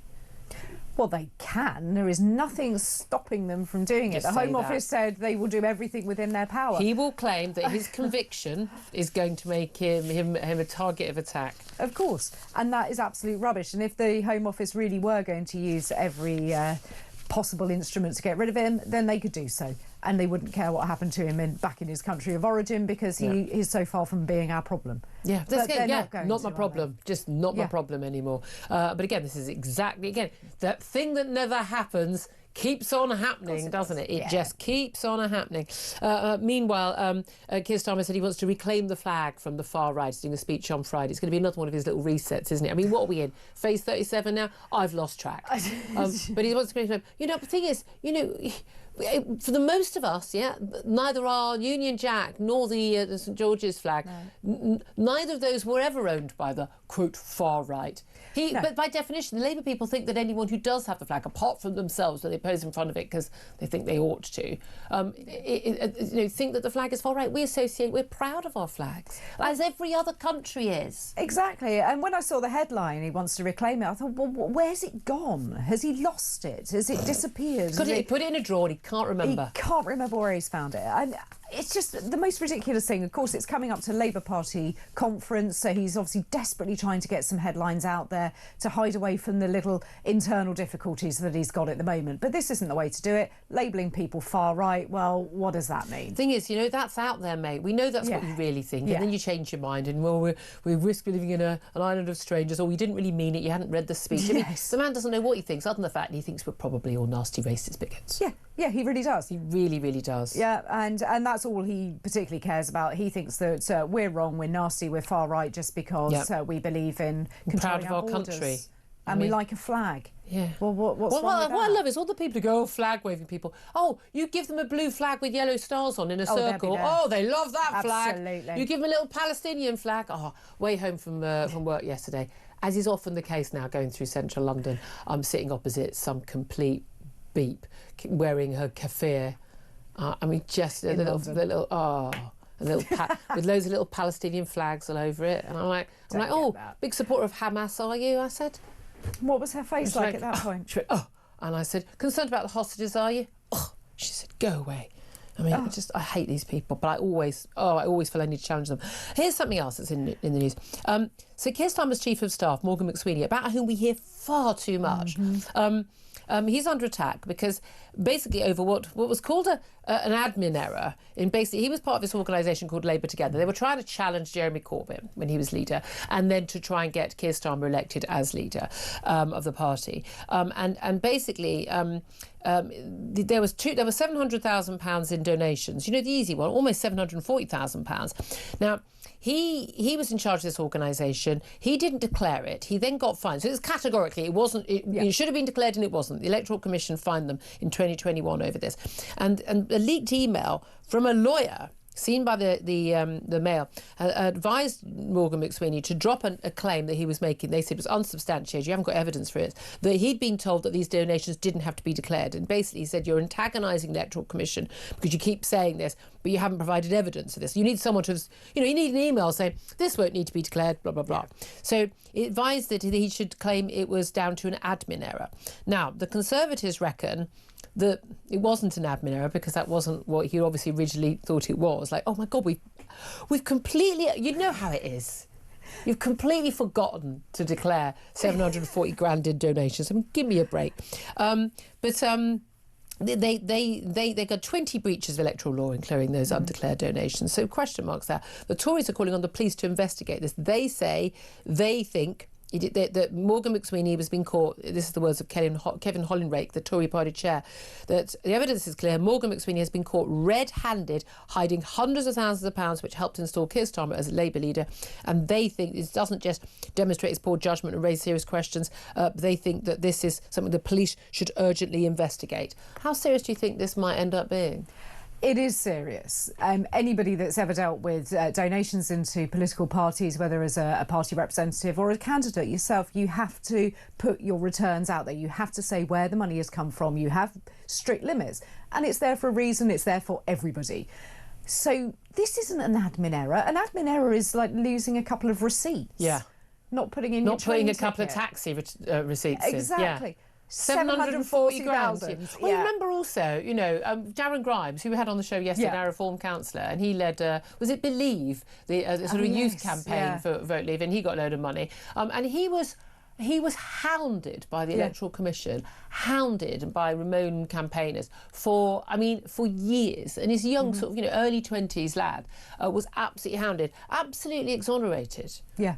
Hadn't done anything wrong, absolutely hounded though. I mean, so, sorry, I want to know, here's the thing I don't get. Clearly the Tories think they're onto something here. This is a story that's a couple of years old. Yeah. It's been emerged about this already. And the fine was in 2021, but they reckon there's more here. There's this new email from this lawyer suggests that actually there was a cover-up. And that you're then into a criminal act, if that were the case. Yeah. Allegedly, everybody. But here's my thing. Do they want to basically, oust the Prime Minister's Chief of Staff? I would say if you're a Tory, you don't want to oust Morgan McSweeney because he's supposed to be the brilliant genius behind their electoral campaign and behind what Keir Starmer's doing now. They didn't win the election. The Tories lost the election. Yeah. They were way ahead in the polls, and then they got 34% on the day. And the only reason they're in power is because people went, we had enough of the last lot. They're way below down in the polls. I mean, they're plummeting in the polls. They're below 20% on occasions. Yeah. They haven't got a clue what they're doing. The left hand doesn't know what the right hand's doing. The left hand doesn't even know what the left hand is doing. They're in absolute chaos. If I were the Tories, I'd want Morgan McSweeney, the architect of this brilliance, to stay. Of course you do. You want him to stay because you know that there are going to be further mistakes, admin errors, flip-flops, call it whatever you like. You want him in there. But I think it's always helpful to point out that it wasn't Keir Starmer that stood up and said, we're going to bring transparency and responsibility and integrity back into politics. Yeah. Apart from £740,000 worth. I rember that. Mind you, so did Rishi Sunak as well, but there we are. Yeah. Can we just find us, before we go to break, I mean, Jimmy Kimmel's back on the air, but I do think, everyone's making far too much. Barely anyone watched that show before. The people might have watched it last night, made a big deal, and you get some A-lister Hollywood, Robert De Niro on. No one really cares. He did a little bit tearful. Oh, I'm really sorry, I didn't mean to make fun. Mate, you weren't taken off air because it was a freedom of speech issue. You were taken off air because you blatantly lied, you breached your contract, and you told a malign lie, and I'm sorry, I've got no time. This is not a free speech issue. But there we are. If I did that on air and there was a complaint, I'd be taken off air too. It's not a free speech issue. This is about somebody who deliberately told a lie, and all of his editors and all of his script writers and the 40,000 people involved in that all absolutely knew it was a lie, and he went on air and said it anyway. I've got not an ounce of sympathy, and I would absolutely love it if even one of those celebs who wrote this letter saying, oh, this is a free speech attack. What happened? What about all those celebs, those singers, those people who were threatened with cancellation, and many lost their livelihoods because they expressed a view that was perfectly reasonable, like, trans women are men, things like that. Where were you then? Because you were absolutely quiet then, so I've got not a nanosecond of time for these people. But it doesn't matter hugely to us either, does it? I mean, it doesn't matter in America, really. No, I know everyone got involved, but they weren't. And in 3 weeks' time, they won't be watching it again. No, and I should imagine that they only ever watched it because it was a clip on social media. Yeah. They probably didn't tune in for the entire program and also bearing anyway. in mind, these people are paid millions. It's a huge amount of money. Yeah. And the executives are going to look at it and say, are we making any money out of this guy? And if these affiliates refuse to, I think 20% of the states won't pay it. One final story. Small matter. Two-tier justice doesn't exist. We keep being told that. Cancel culture doesn't exist. Two-tier justice doesn't exist. It's all in our minds. So remember the case of the man who violently attacked a protester who was burning a Quran, shouting F Islam outside the Turkish consulate in London. The man who attacked him, who came out, this is Musa Kadri, he came running at him saying, I'm going to kill you, repeatedly slashed at him with a bread knife. If you're watching, we've got the footage of it right now. It's on camera. It's not like there's a query whether he did it or not. He then got him to the ground, carried on kicking him on the ground and trying to slash him. He claimed he was defending his religion. He has been convicted of that assault. He was given yesterday a suspended 20-week sentence. Yes. I mean, it's a good thing he didn't write a tweet about wanting to do it, isn't it? Oh, it had 5 years, wouldn't it? If he'd written a tweet about it, then he should absolutely go to jail. But no, he claimed I was defending my religion. Anybody? I mean...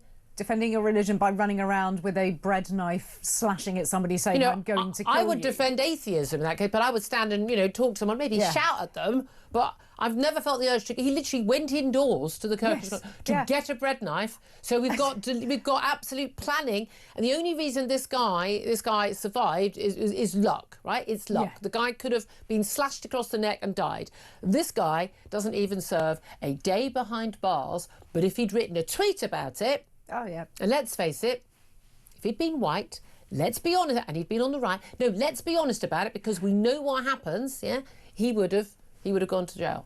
Oh, he should have had a flag, and then he would definitely have gone to jail. Absolutely, if he'd had a flag. And quite right, too. It's the only language these people understand. We're going to be talking about that with the Free Speech Union a bit later on, but this is very, very serious. We have a very, very big problem in our judiciary. Yeah. A very, very, very big problem with our judiciary. We need a mass clear out of these people. They are definitely not part of the solution. They are part of the problem. But let's just talk about, they've got this issue that they've claimed this time that they've been targeted by drones, and it's meant that they've had to go into port. But last time they would say they were targeted by some sort of weaponry of some sort. But actually it turned out, and there were videos on the boat that showed that actually someone had fired a flare gun and it came back down on them and they'd set their own boat alight. So what's the truth on this? Well, it's hard to say. Israel isn't saying anything, but it seems like they were targeted with ABBA music. Their communication system was hijacked and ABBA songs were played. I mean, to be fair, that would turn you back. And it seems that there is some sort of projectile or noise of projectile that has reached their boats It's hard to know whether they were actually attacked. I don't think they would have been attacked by proper drones, but maybe this is Israel's way of saying, we've given you a chance. Israel has offered to take the food and give it to the people of Gaza. It said, come to Israel and drop it at There's literally a port just north of Gaza. You can drop it off. Other raiders be dropped off there, and we will take it in. Yeah, exactly. So I think Israel this is a publicity stunt, isn't it? No, Nicole, what a terrible... You mean they don't actually care about the people of Gaza? Exactly. And they actually just want to... What a terrible thing to say. I'm ashamed of you. So they are determined to try and force a fight with Israel. So Israel is doing what it can to say, just go away. Last time they managed to have quite a bit of fun with Greta by taking a photo of her taking a sandwich, a challah sandwich. So this time, and she still claimed that she'd been kidnapped, utilising this victimhood language. Yeah. And also, they're all very green, but they all drop their phones in the ocean on camera as well. No, we also found out there have been massive big fallouts. The Mail are calling it rather wonderfully woke on woke fury, which is really very true. So basically, you've got a load of pro-Palestinian activists. And by the way, we need to remember that the people organising these flotillas have very, very, very, very strong links to Hamas, which is a terrorist organisation. But, by all means, let's all get on that flotilla. I mean, genuinely, even, the company that leases the boats to them, there's no question at all of who is benefiting from this. It ain't no ordinary Gazan and civilians. Apparently they're falling out because a bunch of people have now decided they're going to leave this boat because there are, get this right, LGBTQ plus activists on, Tunisian queer activists. I've never known what the queer thing actually means, but just other than you've got blue hair and you aren't very attractive. But they're very angry because they're saying, well, that isn't actually in alignment with our sort of Muslim beliefs and our own values. I mean, this is hilarious. You couldn't make this stuff up. Well, what's quite interesting is you've got this omnicore, what it's called, which is the only ideological glue pulling them together is anti-Zionism / anti-Semitism. Yeah. We've seen exactly the same with the Our Party, Your Party, whatever it's called, the Sultana Corbyn element. Yeah. In that you have two very different ideas of how to kind of create a revolution. So you've got the progressive activists, all trans rights. The guy that was on board is a militant communist activist. And then you've got the Muslim groups who are anti-LGBTQ+, and I think they're quite right in saying that the Palestinian agenda has been completely hijacked. Well, indeed. And then you've got the eco lot. I mean, basically, they moved from eco to trans, and now it's pro-Pal. I mean, it's just a seamless movement to anything that I could wave a flag at or wear a strange outfit for. Exactly, and it's all about trying to create this revolution for the social activists. For the progressives, it's basically, as you say, it's anti. I mean, it's definitely anti-West. It's anti. It's anti-Israel. Brackets anti-Semitic. Let's say it like it is. It's all sort of called up in that because Israel's sort of the worst case, the worst offender when it comes to colonialism and capitalism in some way, apparently.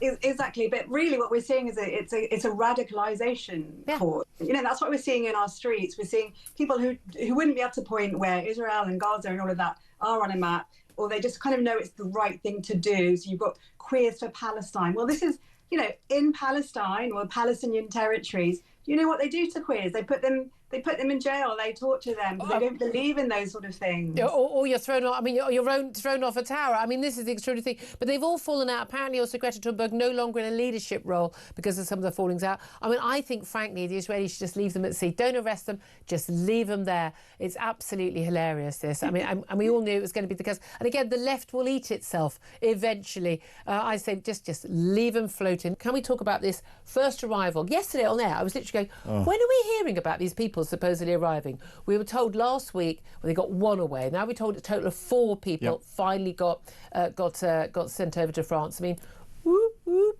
I mean, get the confetti out and all the streamers and the party. Yes. I mean, really, if you're just listening to that, that would have been really weird without the hand movement. But anyway, and finally the hand movement was weird. It was all weird. Sorry about that. And then a family of 3, parents and a small child. They've become the first asylum seekers here. It's interesting, isn't it? It's a family with kids as opposed to young young men in their early 20s who are getting... But, I mean, what do you make of this? The first one in, as opposed to the one out that we've seen. I've got a question as to whether this family unit counts as one of the one in, one out. Good point. Or whether, because there's 3 in it, it counts as 3 of the 4 that have gone out. Does the child count at least? I mean, well, again, exactly. Going to go to school, going to need housing. Exactly, and this is where the government is being very opaque in its statements. But also, they have to have had some link with Britain.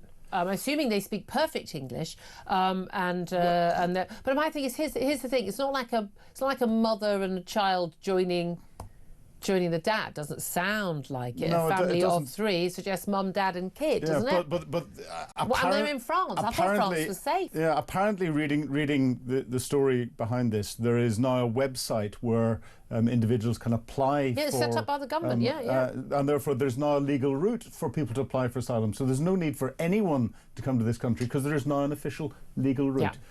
Except, as we know, an awful lot of the largely young men arriving on those boats. Everyone says, well, if you set up, this is the bleeding heart liberal argument, but if you set up legal routes, people wouldn't have to come over the dinghies. Most of those people would not get through on the legal routes. And again, we are a welcoming country. There may well be people. I mean, the thing is, there's about 5 billion people around the world who could claim that they would have a better life in our country. How many do we take? If you're already in France, I would suggest you are already safe. And the other thing is, there's a lot of talk about this reducing the illegal migration that's coming across the channel. My maths was never brilliant, but 4 out, 3 in. Out of what is it? I mean, it's 41,000, 32,000 now. So we've got 31,999 left, but we still have announcements of more to come in. But well done, everyone. This is a great success for the government. Well done, well done, everyone. What is even a greater success is the proof, again and again and again, that the rate of criminality among people who are coming here as illegal migrants, and even among people who are granted asylum, is, I'm sorry, unacceptably high. I mean, one too many, but unacceptably high across the board. But a small boat migrant, DJ Osama, arrived here 2022. He happily filmed himself going through all these safe countries in Europe, and then filmed himself on the migrant boat, then filmed himself with the RNLI rescuing him. And then around the sites, here I am in front of the Tower of London, and he granted asylum. No doubt he made a wonderful sob story about being the victim of goodness knows what. Granted leave to remain here. 2024, apparently, all suddenly much safer, and he headed back to Kabul on holiday. I mean, 5,000-mile trip. By the way, all these people, destitute, took 8 weeks holiday. I mean, from what job, I don't know. I mean, I don't know. There are many people in this country who could afford to go 5,000 miles journey to go to the other side of the world, to Afghanistan. It was 8 weeks. Filming himself, national parks and, and all that, having a lovely time, and then comes back again. Home Office, nah, not an issue. I mean, no monitoring, no interest. The guy's got a passport, right? He couldn't have gone in and out of the country, right? So they have a record of this man who apparently claims he cannot possibly go back to Afghanistan because it'd be unsafe. He goes to Afghanistan, he comes back from Afghanistan, and nothing is done. Same as nothing is done about £600 round-trip taxi journeys for asylum seekers and illegal migrants who want to go back to a doctor they first met when they first arrived here. Stuff that is just not remotely available to ordinary Brits. The Home Office is just that they are incompetent. They're, I would say, malign in terms of their willingness to allow these people into this country, and they just don't care about taxpayers' money or safety. Criminal spending of taxpayers' money. There's one more movie that should be made about this guy that went off to Afghanistan, and that's the movie that is from the police body cams as they kick his front door down. They arrest him aggressively. They take him straight to Heathrow Airport or any other airport. They will pay him £2,000 to get on a plane. And pay him nothing and shove him on an aircraft. And if they can't land in Afghanistan, give him a parachute and drop him out. I'm sorry. Your work he needs to be taken out of this country aggressively, and that's where the government can start to wrestle the initiative back. Unless they start to do that, unless we see that, then. But again, it's like, did they get like all these things? Did they know? Did they not? Did they know? If they didn't, they should have. Correct. Once they knew, they should have taken action. No action. And again, with all of these things, whether it's about £600 taxi fare, whether it's about people working illegally in the black market as Uber Eats or delivery riders, or whether it's people going on holiday the place they said it's far too dangerous to go back to live in. Whatever it is, their abject lack of ignorance is scary. Their failure to act once notified. But the fact is they go, oh, we should do something about this. Now it's on the front page of The Sun. Now, I'm sorry, I don't think that government should only act because something's on the front page of The Sun. I say that as a Sun columnist. I think it's outrageous that no action is taken until it's on the front page of The Sun. This is, I mean, this is public service, journalism to actually expose this stuff because nothing happens without it. And we see in other European nations. In France, there was an individual who criticised the French government. I think it was an imam from Algeria criticised the French government, and within a day or so of him openly criticising the political structures and Christianity and the French government, he was on a flight back and thrown out of the country. It's the same European human rights legislation applies to him. If the French can do it, why can't we? I know, it's so painful. I'd love to hear your thoughts on this as well. 0344 499 1000 is the number to call. But let's also talk about Andy Burnham, the king over the water, or at least, a couple hundred miles up the road from Westminster. He has done a number of interviews, New Statesman, very much Labour magazine, but also with The Telegraph. Not really, typical Labour territory. He is the mayor of Greater Manchester. He's a fairly popular figure. He's very camera friendly. I mean, he was a regular on the show during lockdown. He fought a very good fight for people in higher tiers in Manchester to get extra help for businesses and individuals, and became I think that was really the making of him as someone who tried twice and failed to become Labour leader, but he's basically being seen as the great white hope for Labour. Lots of Labour MPs were told muttering about he's the only one. You look at the cabinet, you go, well, who else is it? Angela Rayner, Rachel Reeves, Wes Streeting. I mean, he's desperately trying to sort of move to the left, but he's seen as too much for a Blairite. I think remember, Labour Party members are basically Corbynistas in their hearts. They really are. But he's being touted, and he's certainly not saying, he's not doing the usual, oh no, I'm completely loyal. No, he's not even saying that. He's saying, well, people are asking me. Quite a lot of hurdles, aren't there? He's not an MP. Small point worth making. You need to have an MP seat comes free and a safe one. There aren't many safe Labour seats around Manchester anyway. Yeah, at the moment. Even if one did come free, how do you make sure you get the Labour nomination? Now, there was an MP who was going to leave for ill health. He's been talked out of it, basically. No doubt been promised a peerage or something in return. A nice cushy job somewhere. That's how these things work. So he's got to wait for a by-election, and then he's got to become the candidate. He's got to win. Reform will throw the kitchen sink any of these events. And then, of course, giving up being the mayor, and then you become a backbench MP. You lose your fiefdom, you lose your power base. Would he then be able to challenge Keir Starmer? Opportunities arising, budget. It's going to be very difficult. May elections, you've got Scottish Parliament, Welsh Assembly, all the London boroughs, various mayoralties and otherwise. I mean... And the scandals that are going throughout the Labour Party at the moment as non-stop incompetence scandals. Exactly. But here's the thing, is he the answer, given that a lot of the criticism of the public is that the party is Keir Starmer's too left-wing. Burnham wants to take the party further to the left. More borrowing, higher taxes for the rich, 50% tax, which will lead a load of them going, bye-bye, and then not paying tax anymore. I mean, what do you make of his chances? Andy Burnham, when it comes to national issues, is doing what most politicians, no matter what flavour they are, but Labour are specialists at it, is saying what he thinks that the wider party and the people that support it want to hear. He's done good things in Manchester. You can't knock him for that. I think he's been a great mayor of Manchester. I'd love to have him as mayor of London, frankly. And he comes across very well, as you said, on television and when he's articulating things. But just before the Labour Party conference, to turn around and call Keir Starmer effectively incompetent, and it's quite clear he's up there and stalking for the leadership at a time when the Labour Party is suffering real issues.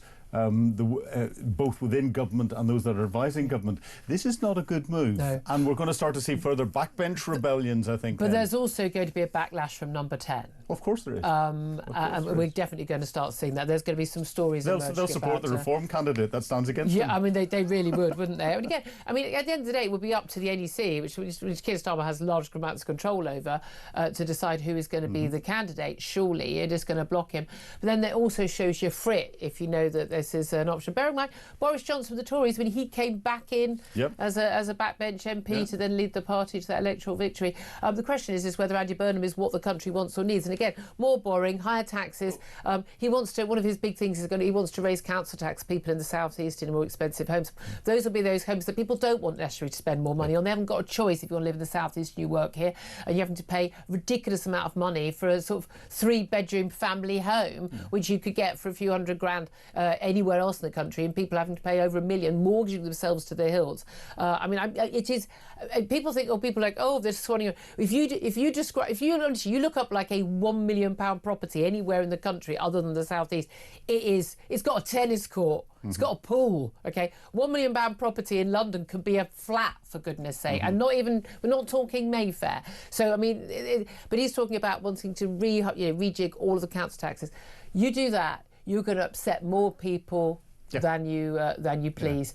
People won't like it, and that's the reason why it's not been since 1987, I think, the last time it was done. And there's another immediate issue, and something Labour have never really been able to get their head around. If he comes in, he's another white, pale, male, stale individual. It is hilarious that the Labour Party that is so obsessed with diversity, equity, inclusion. Can't get a leader. First woman this, first woman that, ethnic minority this, ethnic minority that, and they just go from one white straight male. I couldn't care less. I've no interest whether you're a man or a woman, black or white. Doesn't matter as long as you're competent.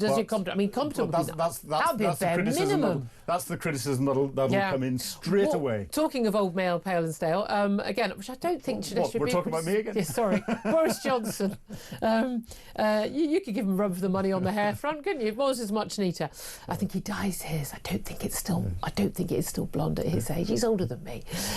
Boris Johnson has done an interview. Harry Cole from The Sun, who was on the Mike show a little bit earlier, blasting Nigel Farage as usual, defending the Boris wave of immigration, saying the big concern is illegal migration and we had control of migration. Yeah, and when you had control of it, we didn't expect you to bring in 1.2 million illegal migrants, mate. That wasn't what we asked for. It wasn't the deal. I mean, here's my thing. I don't know why people are still treating him as a serious person anymore. He's a busted flush. There are so many people who still think that he could come back. I mean, seriously, over my dead body, that man is back in any position of power over anybody in this country. Everyone said that after Trump's first term. And Boris has got this presence and the buffoonery and everything else. Trump didn't alienate his own supporters. Starmer alienated Brexiteers, people, libertarians, people, But everyone in Britain is alienated at something, and therefore, Boris has got this twinkle in his eye that can get people to go, oh, I know he was like that beforehand, but it's just Boris. No, I mean, literally, no. We'll see.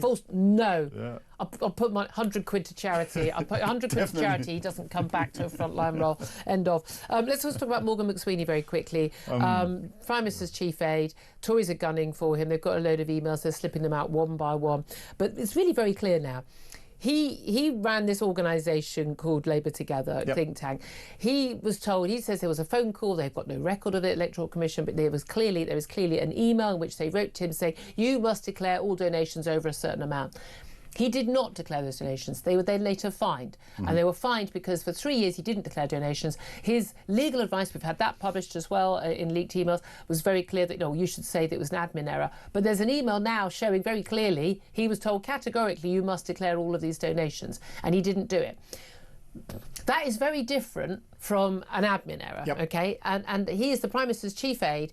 We're now looking at a serious question mark over criminality in deliberately hiding donations when this was an organisation aimed at basically wresting the party back from Jeremy Corbyn and then the leadership ambitions of Keir Starmer. Big question marks over the right-hand man of the Prime Minister, who he's given full confidence in, which is always a bad sign. He'll be gone this time tomorrow morning. Good luck, Morgan, love. But this is where Keir Starmer needs to be decisive. He needs to get rid of him immediately, because if this is what's dribbled out, there's going to be more that's going to dribble out. Oh, they're clearly doing it page by page by page. Exactly, and it is highly probable, I'll not go any further than that Keir Starmer knew all about it at the time, because he was his right-hand man and leading his campaign, and therefore that raises questions of integrity over our Prime Minister. But then there's been so many questions. Had those, at the end of the day, if there were a criminal investigation on Keir Starmer's own metrics, when he said before, there would have to be. But again, this is I said on the show yesterday, I don't know why the Tories want to oust Morgan McSweeney. He's the chief architect of Labour's work right now in government. If I were the Tories, I'd want to keep him there because he's doing a magnificent job. He is, but maybe they're hoping that it'll stimulate a no-confidence vote on an early election. But that'll be Nigel. A no-confidence vote doesn't lead to an early election. That's the thing. It really doesn't. But anyway, we shall see. Who knows? Never say never in British politics anymore, apart from Boris Johnson coming back. 100 quid. I nearly got it. No, apart from that. Philip Ingram's still with me. Delighted to be joined in the studio now. We'll sit by Andrew Rossendale, Conservative MP and Shadow Foreign Minister. Very good morning to you. It's Andrew, not Andre. I did say Andre? Did I say Andre? Anyway, it's because I was just reading some news about the former French President Nicolas Sarkozy found guilty of criminal conspiracy in the case over Libya. I mean, name me a French president who hasn't been found guilty of something, but there we are. Andrew Rossendale is here. Thank you so much for joining us. Let's talk first of all about immigration. A family of three are the first, one in, one out. So far, it's 3 in, 4 out of migrants in this little exchange scheme we've got with Emmanuel Macron. At the same time, we've got the news of an Afghan dinghy migrant who arrived in 2022, claiming he couldn't possibly get back to Afghanistan. It was so unsafe, granted asylum, and then sodded off there on an 8-week holiday last year. Home Office does absolutely nothing about it. He's still here. What do you make of both those stories? So I think the entire situation is an absolute failure of the overall British state. All governments and the civil servants, all officials involved in this have I think you were saying failed. This when the Tories were in charge too, to be fair. Absolutely. No, I've said all political parties have administered what has been a complete failure of policy in terms of protecting our borders, preventing people coming into our country that shouldn't be here. So the British people have really lost patience in this. The stories you've just mentioned, the new policy of 1 in, 1 out, well, no one believes that's going to have any serious effect. The idea that an Afghan refugee comes here fleeing persecution or potential persecution and goes to Afghanistan on holiday, I think it shows that the whole thing is a complete and utter shambles. And what's needed is for our government, it's currently a Labour government, I'm not sure how long it will be a Labour government, the way they're going. We'll come to that. But what is needed is the government to act in the interests of the United Kingdom. Get rid of the ideology, get rid of all the blocks to solve these issues, legislation that we've passed, ECHR and all the other things that we've discussed. But why would you ever think they would actually do that? I mean, with the Conservatives, I thought there was a will, vaguely, but absolutely no willingness to find the way, certainly in time. With this lot in Labour, for a Labour government, I don't even think there's a will. Most of those people, when I've interviewed them long in the past as a journalist, they're pretty much open borders through and through. They don't really think it's an issue that people come here either legally or illegally to this country and get to stay here. They really don't. No, they don't believe in it. They don't really want to protect our borders. They don't really want to get tough on immigration and have a sensible immigration policy that actually benefits Britain. Of course, this all started under Tony Blair. All of this massive, I think, outrageous policy of open borders effectively is what we've had since those years. The Conservatives promised in every manifesto in all those elections, with all the different prime ministers we had, to do something about this. To bring it down to the tens of thousands net migration. We failed to do it. Any prime minister, I think, in modern times who saw the importance of protecting British borders and limiting immigration was Mrs Thatcher, and under her time in office, she emphasised the need for those who do come to our country to integrate into British society and to limit the numbers of people coming in. Well, one person who definitely apparently said one thing and did another when it came to immigration was Boris Johnson. He's done a big interview with the Sun's Harry Cole, who was talking about it on Mike Graham's show earlier today. Boris Johnson defending the Boris wave of 1.2 million arrivals to this country from abroad, largely from the Indian subcontinent. Limited people coming from Europe, but I don't think people were saying, yeah, what we really need to do is not have unlimited migration from Europe, but let's just take it from the rest of the world. That wasn't what the British people wanted when they said let's take back control in the Brexit referendum, and indeed in the 2019 election that gave Boris Johnson the premiership, confirmed him in it. I'm sorry, but he's been defending that and saying, people are concerned only about illegal migration, not legal migration. Do you think he's right? No, I'm afraid he's not. So it isn't just about those coming in through illegal means on the boats or however. Lorries it was before, now it's boats. There's still lorries as well. There's still lorries too. People are worried about the overall increase in the population, which is unsustainable and is not wanted. And also, we have harmed our own economy by bringing people in who are ultimately not economically productive, in the sense they're not overall contributed into our society. We were told they were a benefit to our economy. We were told, but that was not true either. And also, Julia, it's the cultural changes in towns and cities across the country. My constituency is Romford. It's just on the outer edges of Greater London. It's Essex, as you know. But people there are very disgruntled at the failure of all governments to tackle this problem. They see the changes in our local community, and this is replicated across the country. So my party needs to step up. We need to be radical. We need to get a grip on this seriously. And I think that some of the failures of previous Conservative governments need to be called out. Well, there's an awful lot of talk about Kemi Badenoch's leadership of the party, and looking ahead to, say, the May local and Welsh Assembly and Scottish parliamentary elections, whether or not she will survive past next summer. Lots of questions also now about the Prime Minister and whether he will survive. It is an extraordinary situation that only 14 months into his premiership, with a huge, 160 majority, that Keir Starmer should be facing a possible threat. But Andy Burnham, apparently the king across the water, the mayor of Greater Manchester, is apparently looking to challenge Keir Starmer. He's really making no bones about it. He's been quite honest about it. Of course, he does need to, find a by-election to fight, get himself nominated for the seat, win the seat, and then win a challenge and then a parliamentary election to become leader of the Labour Party. Do you think he would make a better Prime Minister than Keir Starmer? Would you be more worried about him being the next Labour Prime Minister and the Tories having to fight him?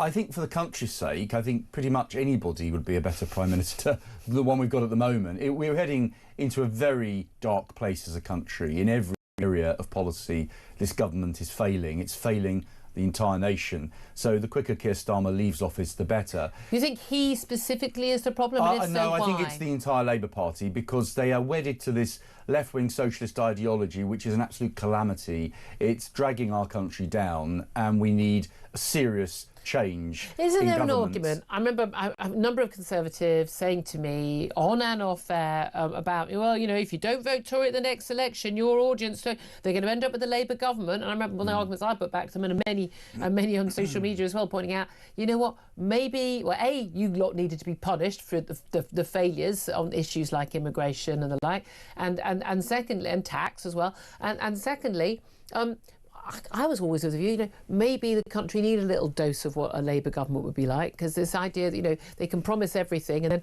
oh, look, it turns out government's a little bit harder than you thought. There are harder choices, and you've got exactly the same financial constraints that the Tories had faced.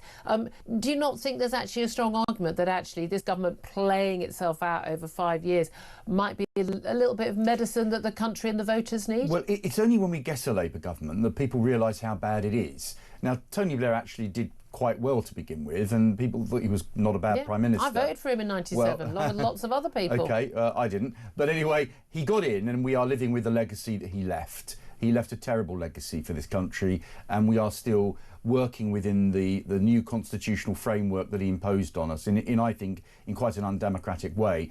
And part of this open borders immigration policy was really the kind of policy that started under his premiership. So the Labour Party needs to go from office, but no party at the moment can be guaranteed that they could stop a left-wing coalition. If Labour lost pretty much half their seats, they could potentially go into a coalition with Lib Dems, with Greens, propped up by SNP, Plaid Cymru.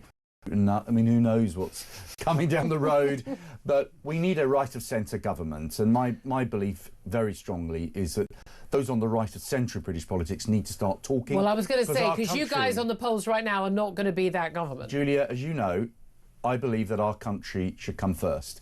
And there are times when all parties have to think about what's best for the United Kingdom, and absolutely we need a change of government and we need a right-of-centre government. Here's the thing. Whatever makeup Lots of people have gone to Reform because they don't like the Tories anymore. The Tories joining forces with the Reform could damage both the Conservatives. Your Lib Dem wing, third of them, they head off and vote Lib Dem or Labour or Green, whatever it is, and then Reform lose a load of their votes. You're guaranteeing the next Labour government at that point, aren't you? Well, actually, I'm not coming with one prescribed plan for this, but I do think there's a mood in the country to go back to sound economic policy, reducing public expenditure, seriously dealing with immigration, repealing a lot of the Blair legislation, getting rid of the woke agenda completely because that's dividing our society. Net zero, well, we know that's got to go. That's completely unsustainable. And if sensible politicians on the right of centre can come together and work out how we can implement such a plan, I think the British people would thank us. I love the sound of all of that. You're a shadow minister. I mean, some of the things like you said on net zero, that's not party policy. You're going far further than your own leader. I talk on foreign affairs. I'm a shadow foreign affairs minister, and so here I'm talking as a Conservative MP, representing my constituents and telling you, Julia, what they're saying. Okay. And they're saying what I'm saying. I just want to ask you very briefly about Zelensky. Talking about foreign affairs, President Zelensky, the Ukrainian president, spoke at the United Nations yesterday. I think stuck to time rather better than Donald Trump, who flashed a whole load of news stories with his big speech. Zelensky's biggest warning was basically, having looked a bit chipper after what Donald Trump had to say to him and publicly about basically he's losing patience with Putin and Zelensky and Ukrainians should take back their land and more. We're not quite sure what he means by that. But he's warning that, basically Putin's threat is not just to Ukraine, he's going further afield. We've seen these jets going into NATO airspace, we've seen these cyber attacks. No one is ruling out cyber attacks coming from, Russian paid bots or the Russian government. How big is that threat, do you think? So I think that Donald Trump, to start with, believed that he could sit down with Putin, sort it out, end the war and move on. Actually, we all hoped that could be achieved. It was never going to happen. But it hasn't happened. And I think the President of the United States is now seeing that Putin is someone that you simply cannot trust. The Russians are always playing games, and we hear today that there's a cyber attack in Denmark. The other day we saw something happening in Estonia. I think that at a time like this, NATO countries need to stand together. And do what? We need to support each other when we're under attack. And do that's what? The entire purpose of NATO, to make it clear to the Soviet Union or Russia, it's almost like the Soviet Union again, because that's what Putin wants to create. He wants to recreate that system. How do we make it clear? So we have to make it clear that NATO is not going to be soft. How do we make it clear? Well, first of all, every country needs to pay their way, and Germany hasn't been paying its way. We don't. Well, we have paid our way far more than others. But we need to increase our investment in defence far more than we've been doing in the last 20, 30 years. When we had this so-called peace dividend, which actually has been a false hope. We need to start rebuilding our armed forces, investing our defences. Deterrence is the only way to deal with Putin.